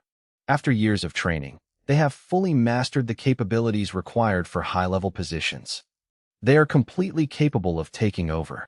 It's just that, with so many people dying, isn't it too much? The person sitting in front of the old man was the supreme leader of the Casa civilization. The entire study was incredibly empty. There was only a desk with paper and a pen. Other than that, there was nothing else, not even a single book. The Chancellor had a psychological condition and was extremely repulsed by cluttered environments. If it weren't for work, he wouldn't even want this desk. They should have died a long time ago. The middle-aged man behind the desk calmly wrote on a piece of Xian paper. During the meeting, everyone criticized Commander Li. But among all those people standing at the top, only Commander Li is truly thinking about the future of the Casa civilization. Whether actively declaring war or passively being dragged into it, neither is a perfect choice. Over the years, my decisions have been too hesitant. Commander Li made the decision for me. So what I need to do is go all out to mobilize logistics, to mobilize all the resources within the Casa civilization. Once we fight, it will be a decisive battle. Regardless of victory or defeat, I want this battle to drain the entire foundation of the Casa civilization. Once decided, we must see it through to the end. 7 days from now, all those who haven't covered their deficits, kill them all. Those who have covered them, still kill them. Those in the meeting who criticized the expedition, kill them all. Those who suggested the civilization flee, kill every last one of them. Those who outwardly obey but inwardly oppose, kill them all. Power hasn't rotated for far too long. In peacetime, it's fine. But during a time of decisive war, I will not allow anyone to drag down the Casa civilization. Kill all these people and replace them with a new generation in power. I want the entire Casa civilization united as one, from top to bottom, exhausting our entire foundation, to fight a battle to the death with the Zerg civilization. This battle, we must win. The middle-aged man drew the final stroke on the Xian paper, then gently tossed it in front of the old man. Commander Li is still too gentle. 7 days from now, except for the 3 people on this paper who absolutely must not die. Everyone else can die. After they die, confiscate all their assets, their children and extended families, capture and kill them all, including the remaining Level 2 and Level 1 civilizations. If they don't hand over resources, if they don't comply with control measures, purge them all. Starting today, I hope that within the Casa Civilization Federation, there will only be one voice. Fight to win. Anyone who dares to slander the expedition is the greatest enemy of the Casa Civilization. Anyone who embezzles the resources of the Casa Civilization will be the greatest enemy of the Casa Civilization. Anyone who outwardly obeys but inwardly disobeys, regardless of severity, is the most deserving of death in the Casa Civilization. Yes, The old man's voice trembled slightly as he bowed to pick up the Xian paper from the floor. The characters on it were written with bold, sweeping strokes, exuding an overwhelming aura. The person who wrote these words was clearly not someone willing to sit around calculating gains and losses. 7 days from now, the entire Casa civilization would welcome the largest power purge in its history. 7 days from now, the entire Casa civilization would also be left with only one voice. The old man knew very well that the Chancellor had despised those parasites for a long time. It was just that touching one would pull up a whole network. Normally, it was very difficult to deal with them thoroughly, unless a special moment arose. And Commander Lee had brought the Chancellor exactly that kind of special moment. In times of chaos, there was no need to consider too much. Only 2 things mattered: combat strength and logistics. Other than that, nothing else mattered. Other than that, anyone could die. The first gunshot would ring out within the Casa civilization itself. The first to die would also be people of the Casa civilization. The decisive battle had officially begun. Under the night sky, Chen Meng sat alone in the cafe with Xiao Lu in his arms, patiently watching the time on his watch. Only 7 minutes left until the top of the hour. 7 minutes from now was the exact moment the city's AI would send its verification code to the higher-ups, and the following hour would be their window of operation. Normally, every time he went out, he had a crowd of people following him, which was much safer. But today was an exception. All personnel had been dispatched. He was the only one left sitting here, preparing to execute an unexpected plan, a plan carried out solely by him. Zhang Yi and Zhang Er had also been dispatched. There was no one left to carry the fridge. The actual distance to the ship was tens of thousands of light years away, so the effect of the Hell helmet was completely nullified. He didn't have the defense equivalent to the ship's armor. At this moment, his safety level had dropped to its absolute lowest. The only thing that could guarantee his safety was Xiao Lu in his arms. Xiao Lu had rehearsed this beforehand. Once they encountered irresistible danger, Xiao Lu would directly grab him in its mouth and fly straight back to the fridge hidden in the shadows. It could be considered a lifeline. Actually, sitting in the command cabin to direct this operation would have been the safest. But after this heist, he wouldn't have the chance to come back here again. This area would definitely be strictly locked down. He needed the special item, the Hell Incense, and he had to make a trip here himself. He wanted the small prize, but he sure as hell wasn't letting the big one go. Besides, neither of these were small prizes. They were both massive watermelons. Very quickly, 7 minutes passed. The exact moment the minute hand hit the top of the hour, nothing changed on the surface, but Xiao AI's voice rang in his ear. Infiltration process initiated. Let's go, Xiao Lu. Chen Meng stood up, fished a few iron or coins out of his pocket, and placed them on the table. He put the hat from the table on his head, pulled the brim down low, and walked out of the cafe with Xiao Lu in his arms. He stood in the middle of the street. In front of him was an extremely famous auction house, which was also the target of his operation this time. At this hour, there weren't many people left on the streets. Most had already gone to sleep. In front of the auction house gates, several guards carrying firearms patrolled with cold expressions, their eyes scrutinizing the passers-by. He had scouted the place beforehand, having brought that batch of clothes to the auction house to ask for a price, while simultaneously fishing for information from the purchasing appraisers. He knew that some auction lots were kept in the auction house's safe, including the Hell Incense. He didn't know exactly where it was. That kind of information couldn't be asked about, but just knowing for sure that it was here was enough. That's how robbery worked. Loose the first time, tight the next. Chen Meng stood under the night sky, leaning against a utility pole. He lit a cigarette and exhaled a plume of pale blue smoke. Then he took a few iron or coins from his pocket and fed them to Xiao Lu, muttering as he stroked its head. The security force in front of this auction house could be described as extremely lax.